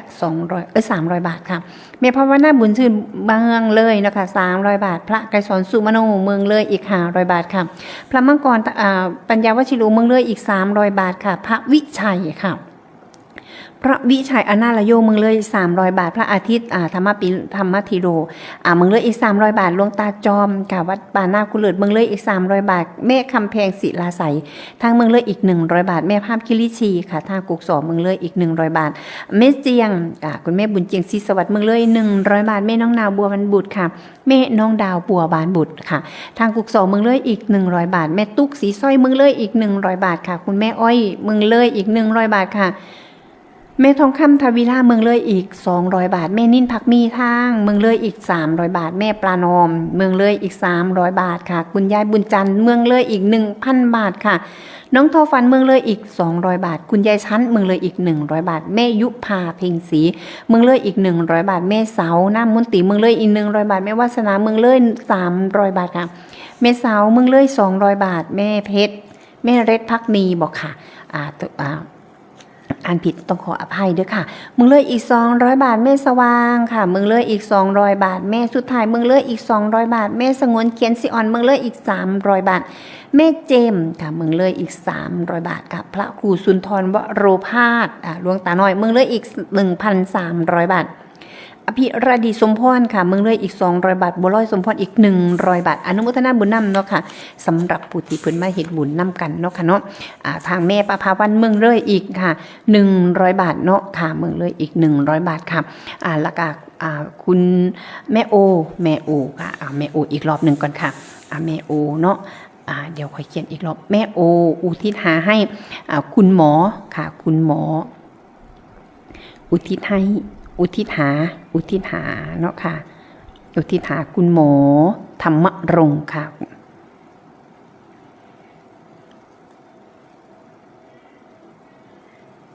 อันนี้ก็อีก200บาทอนุโมทนาบุญนำเนาะค่ะสำหรับแม่สำหรับแม่โอค่ะอนุโมทนาบุญนำสำหรับคุณแม่ประภัยวันเมืองเลื่อยอีก100บาทเนาะค่ะอนุโมทนาบุญนำสำหรับค่ะสำหรับผู้ที่เพิ่นร่วมดำเนินการถ่ายทอดสดงานประพฤติปฏิบัติธรรมพระบรมธาตุนาดูลเนาะค่ะอนุโมทนาบุญนำสำหรับแม่ใหญ่หนูพิษใช่พิล่าบ้านเราอันนี้ก็บอกว่าเฮ็ดบุญ เฮ็ดบุญอันโล่งศพว่าซั่นค่ะส่งท้ายปีเก่าค่ะส่งท้ายบาปเก่าต้อนรับบุญใหม่ เฮ็ดบุญโล่งศพนะสะเดาะเคราะห์ต่อชะตาสุดท้ายเนาะในช่วงสุดท้ายๆของปีเก่าค่ะส่งท้ายความบ่ดีก็บ่เอาน้ำแล้วทิ่มไปปีเก่าย้ายมาปีใหม่เอาแต่ความดีๆเนาะค่ะเนาะอนุโมทนาบุญนำสำหรับแม่วิไลลักษณ์คำดีอนุโมทนาบุญนำเป็นเจ้าภาพบักขามรวมด้วยช่วยกันเนาะค่ะรวมด้วยกับครูบาอาจารย์นะคะซื้อบักขามค่ะเป็นเจ้าภาพบักขามรวมกับครูบาอาจารย์มา200บาทอนุโมทนาบุญนำกับคุณแม่วิไลลักษณ์คำดีค่ะรวมอนุโมทนาบุญนำกับแม่น้องนางน้องนกเจ้าอีก100บาทเป็น300บาทกับลุงดีสมพรเนาะค่ะเนาะอันนี้อีก1ค่ะก็เป็น400บาทค่ะอนุโมทนาบุญนำสำหรับทุกพ่อทุกแม่เนาะค่ะมาร่วมด้วยช่วยกันค่ะมาร่วมด้วยช่วยกันเนาะ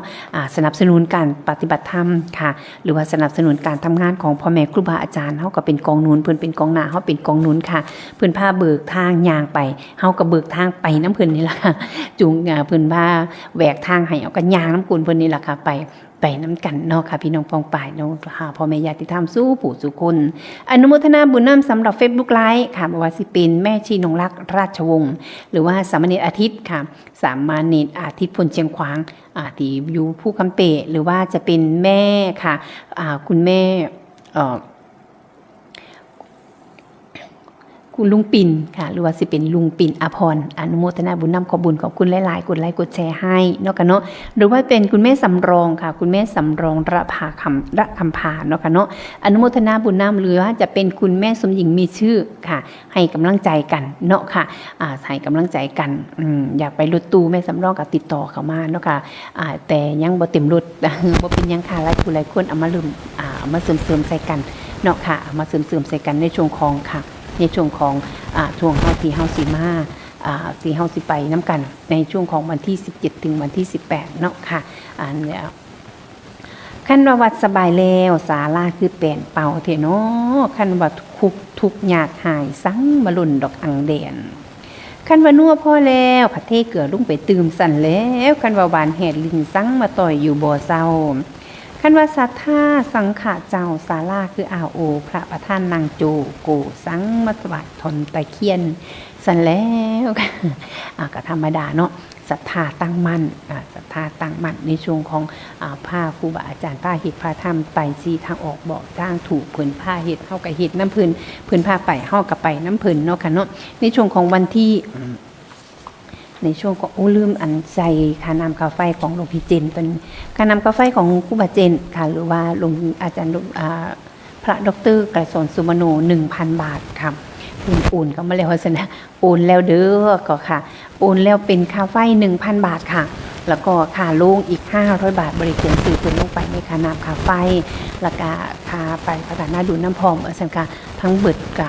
ไปประทานน้ำดื่ม500ค่าโรง200ทั้งหมดก็ 1,700 บาทอนุโมทนาบุญนำสำหรับหลวงพี่เจนเนาะค่ะเนาะสำหรับหลวงพี่เจนแล้วว่าพระดร.ค่ะพระดร.เพิ่นก็พระดร.เพิ่นก็เฮ็ดอยู่บ่เศร้าสำหรับเฮ็ดบุญเนาะค่ะอนุโมทนาบุญนำสำหรับทุกพ่อทุกแม่ที่ผู้ที่ให้กำลังใจเนาะค่ะอนุโมทนาบุญนำค่ะ อนุโมทนาบุญนำผู้ได้ทำการสร้างตั้งต่อแทนคุณสืบสกุลโคดเนี้ยวให้แผ่พื้นไปนาบุญสิพาทรงไห้สุขสำบายมวลซืนอายุยืนหอดลอยเงินคำแก้วกะหลังโฮมเพิ่นว่าจังสันเด้ค่ะ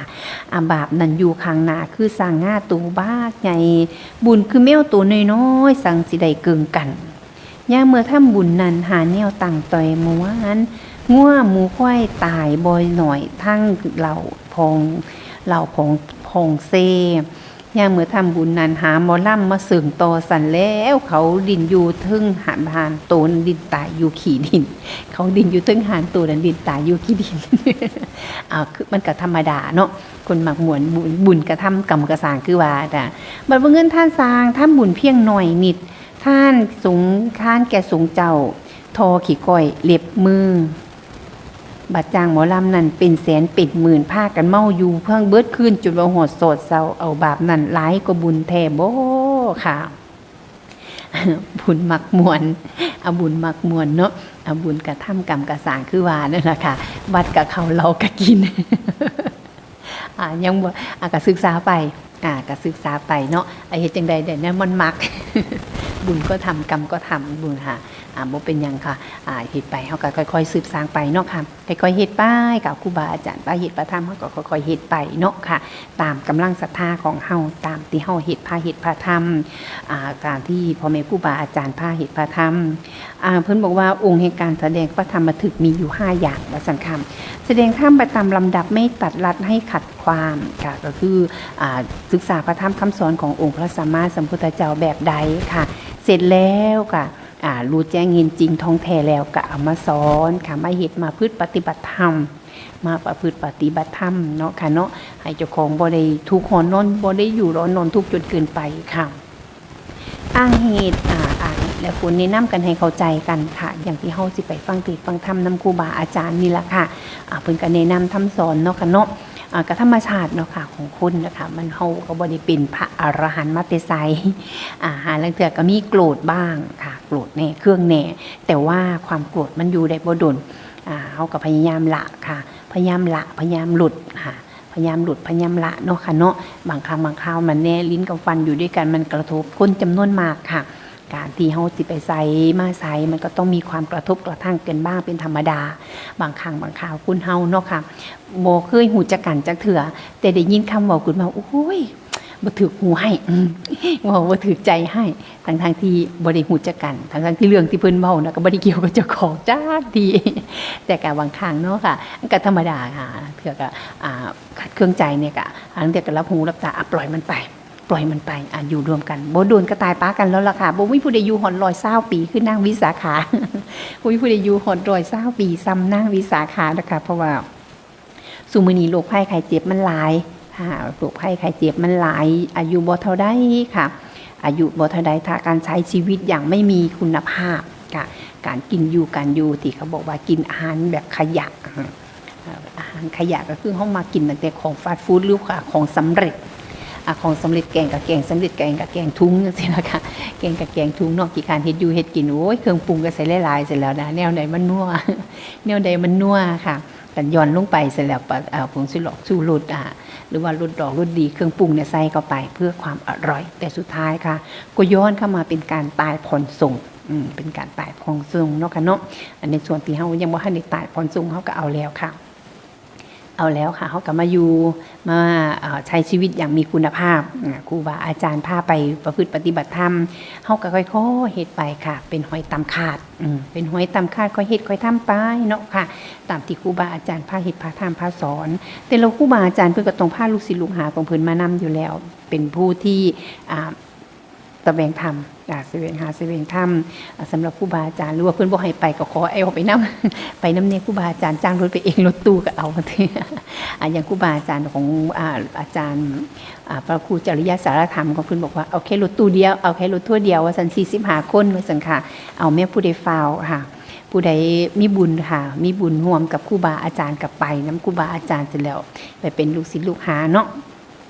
ไปฟังเสียงเทศน์เสียงธรรมไปกราบพระบรมธาตุน้ำกันค่ะไปร่วมอธิษฐานสวดมนต์ไหว้พระขอพรค่ะขอพรตั้งจิตตั้งใจเนาะค่ะบุญใดกุศลใดไปแล้วอานิสงส์เป็นพละปัจจัยนำส่งให้เฮามีเนาะค่ะเนาะสุขภาพแข็งแรงมีครอบครัวที่สมบูรณ์ค่ะในเอาไปกราบที่สถานที่ที่ศักดิ์สิทธิ์เนาะเดี๋ยวฟังเนาะค่ะเดี๋ยวฟังหลวงพ่อฤาษีลิงดำเพิ่นบอกว่าพระสยามเทวาธิราชกับพระสยามเทวาธิราชหมายถึงเทวดาจำนวนมากเทวดาจำนวนทั้งหลายที่มารวมอยู่ที่จุดเดียวค่ะเพิ่นบอกว่าเพิ่นเคยเข้าไปในพระบรมมหาราชวังแล้วเพิ่นบอกว่าองค์ใดเนาะสังค่ะเพราะว่าหลวงพ่อฤาษีลิงดำเพิ่นอาจก็จะเป็นพระที่มีฤทธิ์เนาะค่ะแล้วเพิ่นก็จะบอกว่าถามเทวดาองค์ใดล่ะเป็นพระสยามเทวาธิราชว่าสังค่ะองค์ใดก็บอกว่าบ่แม่นองค์นั้นก็ซื้อนั่นองค์นี้ก็ซื้อนี่แล้วเพิ่นก็บอกว่าความหมายของเพิ่นบอกว่าพระสยามเทวาธิราชหมายถึงเทวดาหมู่ใหญ่เทวดาจำนวนมากที่ปกปักรักษาค่ะที่ปกปักรักษาพระบรมธาตุแห่งนั้นเพิ่นก็เลยรวมเลยว่าเป็นพระสยามเทวาธิราชค่ะก็คือเป็นพระสยามที่สยามหมายถึงความเป็นประเทศที่ยิ่งใหญ่สยามมันถึงว่ารวมว่าสันค่ะธิราชหมายถึงรอบโดยรอบแล้วสันค่ะอันนี้ความหมายที่ได้ฟังมาจากหลวงพ่อฤาษีลิงดำเนาะค่ะแล้วเพิ่นก็บอกว่านั่นก็คือเฮาก็จะไปร่วมอธิษฐานจิตขอเทวดาเนาะค่ะปกปักรักษาประเทศชาติประเทศไทยของเฮาให้พบแต่ความสงบสุขให้พบแต่ความสงบสุขพี่น้องปองไปหักกันค่ะหักกันไว้คือข้าวเหนียวหนึ่งไม้อยู่สุเพศแตกมางคือน้ำถือข้าวเหนียวเนาะค่ะเนาะรวมกันนั้นก็สวดมนต์ค่ะสวดมนต์เสร็จแล้วก็อธิษฐานค่ะอธิษฐานถวายพระพรบุญแด่พระบาทสมเด็จพระเจ้าอยู่หัวหรือว่าพระบรมราชินีพันปีหลวงที่เสด็จดับเสด็จสู่สวรรคันไลหรือว่าบูรพมหากษัตริย์ทุกพระองค์เนาะค่ะทุกพระองค์ที่ปกปักรักษา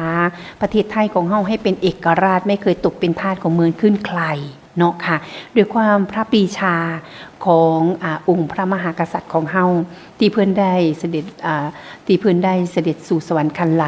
เฮาก็น้อมค่ะในฐานะที่เป็นพระสงฆ์นิกรเป็นประชาชนเป็นพระสงฆ์นิกรที่ดีมีอย่างสิเป็นการตอบแทนก็มีการตอบแทนใดก็คือเป็นค่ะประชากรที่ดีของประเทศบ่สร้างความเดือดร้อนให้กับประเทศบ่ขายชาติมาแสดงความเป็นพุทธมามกะเป็นพุทธมามกะเป็นประชาชนคนไทยที่มีความจงรักภักดีต่อชาติศาสนาและพระมหากษัตริย์เนาะค่ะเนาะพระมหากษัตริย์ไทยทุกพระองค์ตั้งแต่บูรพมหากษัตริย์ไทยจนถึงรัชกาลที่10เนาะค่ะหรือว่าพระราชินีสุธิดาของเฮานี่ล่ะค่ะเฮาก็มาน้อมถวายค่ะถวายพระพรบุญค่ะหรือว่าถวายความจงรักภักดีเนาะค่ะหลังจากนั้นแล้วก็ฝากเทวดาไปหรือฝากพระแม่ธรณีไปแม่ธรณีเจ้าขาอยู่หรือยังเจ้าค่ะนี่ล่ะที่เฮาอันที่ครูบาอาจารย์สอนแม่จำบุญแม่จำบาปแม่จำน้ำหยาดแม่จำหมายทานขอแม่จงจำสารบุญที่ข้าพเจ้าได้ทำในครั้งนี้พุ่นแล้วฝากไปให้เนาะค่ะผู้ที่ล้มเสียหายตายเสียจากที่เป็นทหารกล้าเนาะค่ะที่อยู่ตามชายแดนค่ะทหารกล้าที่ปกปักรักษาอธิปไตยค่ะปกปักรักษาประเทศไทยเฮาให้อยู่ค่ะอยู่เป็นเอกราชไม่ยอมเสียชาติให้กับแผ่นดินไหนเนาะค่ะเนาะในโลกใบนี้นะคะในโลกใบนี้ภาคภูมิใจเหลือเกินอย่างที่อาจารย์ปลัดณรงค์ฤทธิ์เพิ่นบอกว่าจงจำไว้ให้ดีว่าเราเป็นไทยไม่เคยเป็นทาสไม่เคยตกเป็นทาสของเมืองขึ้นของประเทศไหนทั้งนั้นค่ะในโลกใบนี้มีประเทศไทยประเทศเดียวที่ไม่เคยตกเป็นทาสของชาติชนชาติใดบ้านอื่นเมืองอื่นเพิ่นตกเป็นทาสเนาะได้เป็นขี้ขามาสร้างประเทศอื่นบ้านอื่นค่ะแต่ประเทศไทยนี่คำว่าไทยคือเอกราช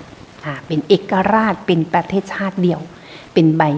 ประเทศเดียวในโลกใบนี้เนาะค่ะฉะนั้นเฮาต้องไปแสดงความเป็นเอกราชมีความภาคภูมิใจเนาะค่ะเนาะไปแสดงออกถึงความจงรักภักดีต่อชาติศาสนาพระมหากษัตริย์โดยการใส่ชุดขาวอามตามค่ะสวดมนต์เนาะค่ะเนาะ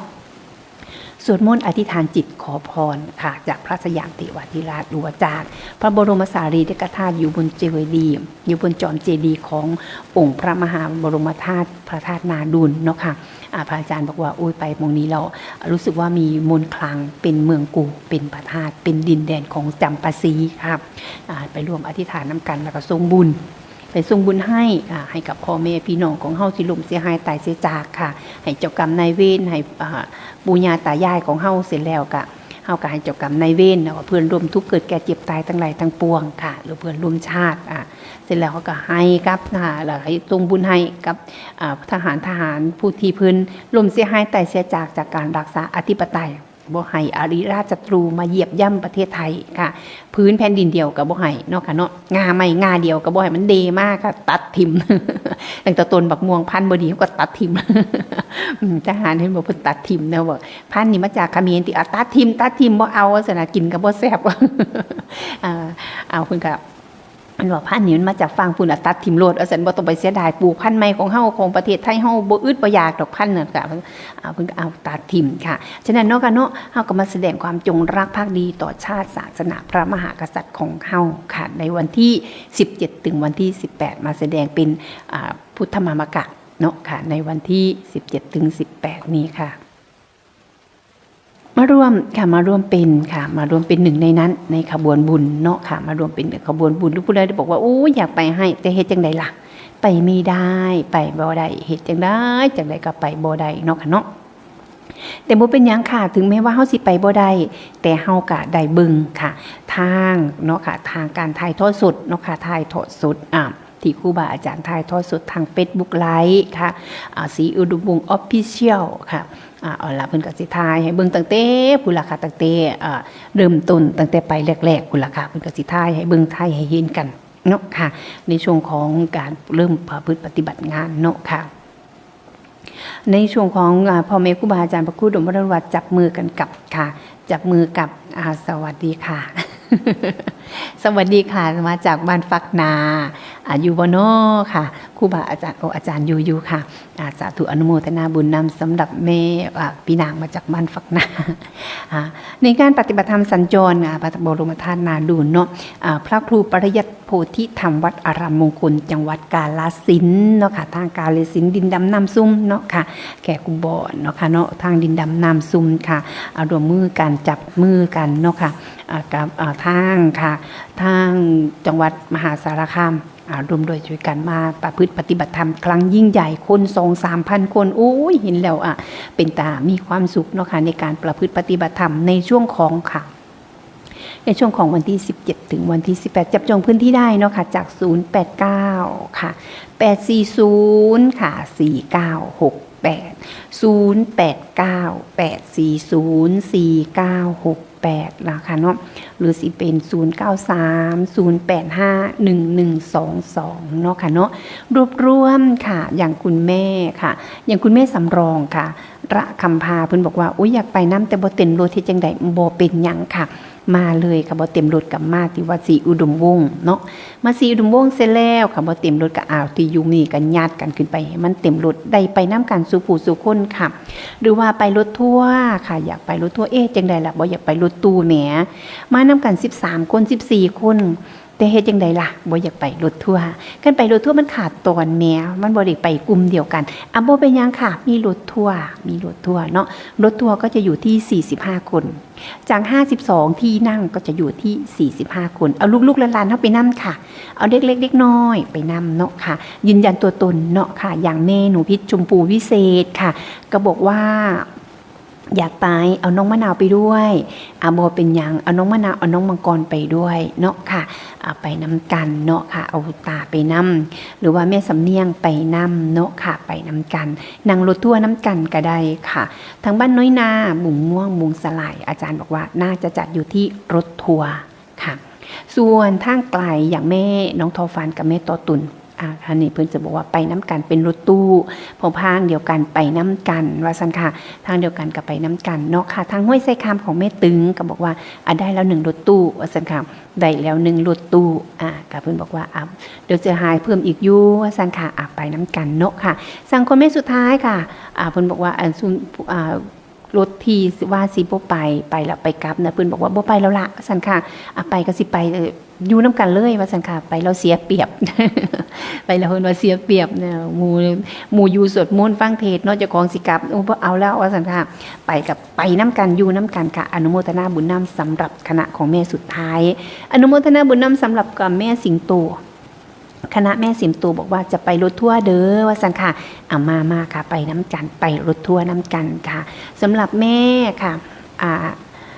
แม่สีเงียมพาสีเงียมก็บอกว่าพี่ก็สิไปรถตู้น้ำนองเด้อรถทัวร์น้ำนองเด้อว่าสันมาไปรถทัวร์ก็ไปรถทัวร์ส่วนคณะของแม่ใบเนาะค่ะเนาะเพิ่นบอกว่าขอเป็นรถทัวร์หรือว่ารถตู้ดีกว่าเด้อว่าสันค่ะเพราะว่าถ้าเกิดว่ามาหอดดึกมาหอดแล้วมันสิยากขารถไปส่งเอาขอเป็นรถตู้แล้วกันสังกัดกับทีมของบ้านวังทองเนาะค่ะเนาะทางพ้นทองว่าจังไดเนาะบ่ไปบ่เนาะทางพ้นทองบ่เห็นแจ้งข่าวมาเถื่อทางแม่พ่อบุญทันกับแม่บุญมากทางพ้นทองค่ะปกติไปน้ำกันทุกรอบค่ะไปน้ำกันทุกรอบเนาะอนุโมทนาบุญนำไปน้ำกันรอบนี้ก็ได้ยินข่าวว่าไปน้ำกันกำลังรวบรวมบุคลากรกำลังรวบรวมกัลยาณมิตรไปน้ำกันหรือว่าผู้แสวงบุญคณะแสวงบุญไปน้ำกันเนาะค่ะไปน้ำกันหลายๆคณะเนาะค่ะในมื้อนั้นก็ไปฟังเสียงเทศน์เสียงธรรมค่ะจากพ่อแม่ครูบาอาจารย์บ่ว่าจะเป็นพระครูประหลัดณรงค์ฤทธิ์ค่ะเพิ่นก็สิมีกิจกรรมเด้ค่ะเพิ่นมีกิจกรรมสำหรับผู้ใดบอกว่าร่วมกิจกรรมกับเพิ่นบ่ว่าสิเป็นเพิ่นบอกว่าอย่างเราเว้าหรือว่าสิแบบที่มีปฏิทานของปฏิทานของพระเจ้าตากที่เพิ่นบอกว่าอันตัวพ่อชื่อว่าพระยาตากนั่นแหละค่ะหรือว่าปณิธานที่เพิ่นบอกว่าตั้งไว้ให้ประเทศไทยเป็นมีพระมหามีศาสนาคู่กับประเทศนะแล้วเพิ่นก็สิบอกว่าผู้ใดเว้าได้ถึงความเป็นไปเป็นมาของธงชาติไทยแม้แต่ร้องเพลงคดีโลกคดีธรรมได้นะคะเนาะหรือว่าเว้าถึงความเป็นไปเป็นมาของรายการคดีโลกคดีธรรมได้เพิ่นบอกว่ามีรางวัลใหญ่เด้ค่ะอันนี้ก็ร่วมกิจกรรมสำหรับครูบาอาจารย์เนาะสำหรับรายการคดีโลกคดีธรรมจากพระอาจารย์ประหลัดณรงค์ฤทธิ์เป็นกสิมีกิจกรรมเพื่อความข่าวที่เพิ่นมีกิจกรรมแบบนี้เพื่อเป็นการปลูกฝังหรือว่าให้คนไทยมีความจงรักภักดีต่อชาติศาสนาและพระมหากษัตริย์เนาะค่ะเนาะเพราะว่าอย่างน้อยๆแม้ตั้งแต่บูรพมหากษัตริย์ของเฮาทุกๆพระองค์เนาะค่ะเพิ่นก็นับถือศาสนาพุทธเป็นศาสนาประจำชาติรวมถึงเป็นศาสนาประจำใจเป็นยังเข้าจังดันเศษศาสนาพุทธเป็นศาสนาประจำชาติบ่ได้จักเทื่อมันเป็นย้อนอีหยังมันเป็นย้อนไผเป็นยังมันจังดันขึ้นบ่ได้ไปฟังค่ะไปฟังในรายการคดีโลกคดีธรรมคดีโลกคดีธรรมเนาะค่ะไปฟังเราสิฮักดีล่ะค่ะสิฮักประเทศไทยค่ะสิฮักบูรพามหากษัตริย์ค่ะสิฮักศาสนาพุทธหลายขึ้นเนาะค่ะเอาไปเป็นหนึ่งในนั้นกับรายการคดีโลกคดีธรรมเป็นหนึ่งในนั้นไปยืนยันตัวตนว่าเราก็เป็นหนึ่งในนั้นสำหรับการค่ะเป็นศาสนาเนาะค่ะเนาะดันศาสนาพุทธเป็นศาสนาประจำชาติแล้วก็เป็นศาสนาประจำใจให้ลูกๆและหลานสืบต่อไปเนาะค่ะให้ครบถ้วนถึง 2,000 ถึง 5,000 ปีหรือว่าตลอดไปและตลอดกาลเนาะค่ะแต่ว่าตามพุทธธรรมนายเพิ่นก็สิบอกว่าอยู่ได้แค่ 5,000 ปีหลังจากนั้นก็จะเป็นสูญญะหมายถึงไม่มีค่ะไม่มีศาสนาอยู่ช่วงระยะหนึ่งเป็นสูญญากาศเป็นสูญญาจากศาสนาเนาะค่ะอีกอยู่ช่วงระยะหนึ่งหลังจากนั้นถึงจะมีเริ่มต้นศาสนาใหม่เป็นพระศรีอานหรือว่าพระศรีอริยเมตไตรเนาะค่ะเนาะเดี๋ยวตัวนี้ก็เป็นช่วงของคืนหนทองตะแกรงร่อนทองกับตะแกรงร่อนทองเนาะเป็นช่วงของการคัดเลือกเป็นช่วงของการคัดเลือกผู้ที่จะเข้าไปอยู่ในช่วงของศาสนาที่มีความเข้มข้นเนาะค่ะศาสนาที่มีความเข้มข้นมีความประพฤติปฏิบัติธรรมที่มีความเน้นหรือว่าประพฤติรักชาติศาสนาพระมหากษัตริย์หรือว่ามีการประพฤติปฏิบัติที่ดีเนาะค่ะฉะนั้นค่ะเฮาอย่าหลุดเนาะค่ะเนาะให้อยู่ในช่วงของ3ห่มโพสีเกาะพระรัตนตรัยให้มั่นเนาะค่ะเนาะพระพุทธพระธรรมพระสงฆ์ให้มั่นเดินตามรอยบาทพระศาสดาค่ะอย่างน้อยๆก็สมาทานศีลก่อนนอนเนาะค่ะเนาะ สำหรับวัดศรีดมวงศ์ค่ะในช่วงตอนเย็นกะสวดมนต์สู่มือกะในช่วงเช้าก็ปฏิบัติใครปฏิบัติท่านในช่วงของยังบ่เข้าพรรษาเพราะว่าแต่ละคนบางองค์เนาะค่ะเพิ่นก็สิมักนั่งสมาธิบางองค์เพิ่นก็สิมักสวดมนต์จังซี่นะช่วงเช้าบรรยากาศมันได้เนาะค่ะมันเย็น อากาศเย็นๆอากาศมันได้เพิ่นก็สิเริ่มสวดมนต์กันในช่วงเช้าก่อนไปบิณฑบาตเนาะค่ะเนาะเพิ่นก็สิเดินจงกรมบางองค์ค่ะแต่สวัสดิ์ศรีดมวงศ์ก็สิสวดมนต์ตอนเย็นเริ่มตั้งแต่6 โมงจนถึง 20:30 หรือ 20:00 ทุกมือค่ะผู้ใดอยากสวดมนต์นำกลับมาค่ะมาสวดมนต์นำกันเนาะค่ะใกล้สิถึงท้ายสูตรแล้วเหลือเวลาอีก5 นาทีก็บ่อยากเนาะก็บ่อยากกินเวลาของครูบาอาจารย์เนาะอนุโมทนาบุญนำสำหรับผู้ที่เพิ่นจับจองพื้นที่ค่ะจับจองพื้นที่เนาะค่ะเนาะจับจองพื้นที่ที่จะไปร่วมประพฤติปฏิบัติธรรมนำกันจับจองพื้นที่ที่สิไปร่วมประพฤติปฏิบัติธรรมในช่วงของวันที่10กับวันที่11นำกันที่วัดสามแยกนะวัดสามแยกบ้านสับเจริญเนาะค่ะเนาะบ้านสับเจริญค่ะก่อนงานประพฤติปฏิบัติธรรมครั้งยิ่งใหญ่หรือว่ามหาการเป็นการจัดมหาการครั้งยิ่งใหญ่สำหรับการประพฤติปฏิบัติธรรม1 ปีมีครั้งเดียวสำหรับไปกราบไปกราบขอพรพระบรมธาตุนาดูล1 ปีมีครั้งเดียวถ้าอยากไปอีกก็ปีหน้าพุ่นละพลาดปีนี้ก็เป็นปีหน้าฉะนั้นตัดสินใจกันค่ะตัดสินใจกันให้ดีตัดสินใจให้สุดท้ายเนี่ยเขาก็สิได้ไปน้ำกันเนาะค่ะอนุโมทนาบุญน้ำกันล่วงหน้าค่ะค่ารถนะคะค่ารถในการเดินทางเนาะค่ะเนาะในการเดินทางค่ารถทัวร์อยู่ที่460 บาทค่ะ460 บาทนั่งกวงๆเลยค่ะจาก52 ที่นั่งจัดให้เหลือ45 ที่นั่งค่ะหายไปถึง7 ที่นั่งค่ะหายไปตั้งหลายทีเนาะเพื่อที่กวงๆมีกระเป๋าอย่าลืมสารลืมเสื้อเด้อค่ะเด้อ ข้อสุดท้ายห้ามลืมเสื้อเด้อค่ะเด้อบ่มีหมองนั่งเด้อค่ะไปวังหันน่ะเสียเปรียบ เสียเปรียบขนาดหนักเลยค่ะเพราะว่าไปฮอนแล้วไปได้ซื้อศาสตร์เนาะซื้อศาสตร์นางพื้นละ100พุ่นน่ะ พื้นละ80พื้นละ100พื้นน้อยๆนึงค่ะฉะนั้นอย่าลืมสารลืมเสื้อเอาไปนำค่ะเอาไปนำธรรมนาวก็อย่าลืมผ้าหอกผ้าห่มนำเนาะค่ะเนาะท้ายสุดท้ายค่ะสายสุดท้ายค่ะสายสุดท้ายก็ต้องเนาะค่ะเนาะต้องกราบขอบพระคุณเจ้าค่ะพ่อแม่ครูบาอาจารย์พระครูดมรานุวัตรที่ให้โอกาสมาทำหน้าที่เป็นสื่อกลางสื่อสารให้กับพ่อแม่ญาติธรรมทางคลื่น101.75 เนาะค่ะที่ให้โอกาสมาเป็นผู้หนึ่งเป็นส่วนกลางเป็นประชาสัมพันธ์หลวงปู่ขาวบอกข่าวพ่อแม่ญาติธรรมสู่ผู้สุคนก็ต้องกราบขอบพระคุณเจ้าค่ะก็ต้องขอบคุณเนาะค่ะเนาะพ่อแม่ญาติธรรมสู้ขอทุกแม่ที่ให้กำลังใจสำหรับการทำรายการในครั้งนี้อันใดที่เว้าบ่ถูกบ่ต้องผิดพลาดไปประการใดก็ต้องกราบขอโทษขออภัยค่ะต้องเวียนเกิดเวียนตายตามบุญบาปเมื่อไรทราบทำแท้ไม่แปรผันไม่ต้องเกิดไม่ต้องตายสบายคลันมีเท่านั้นใครหาพบจบกันเอ่ยกราบนมัสการเจ้าค่ะสวัสดีค่ะ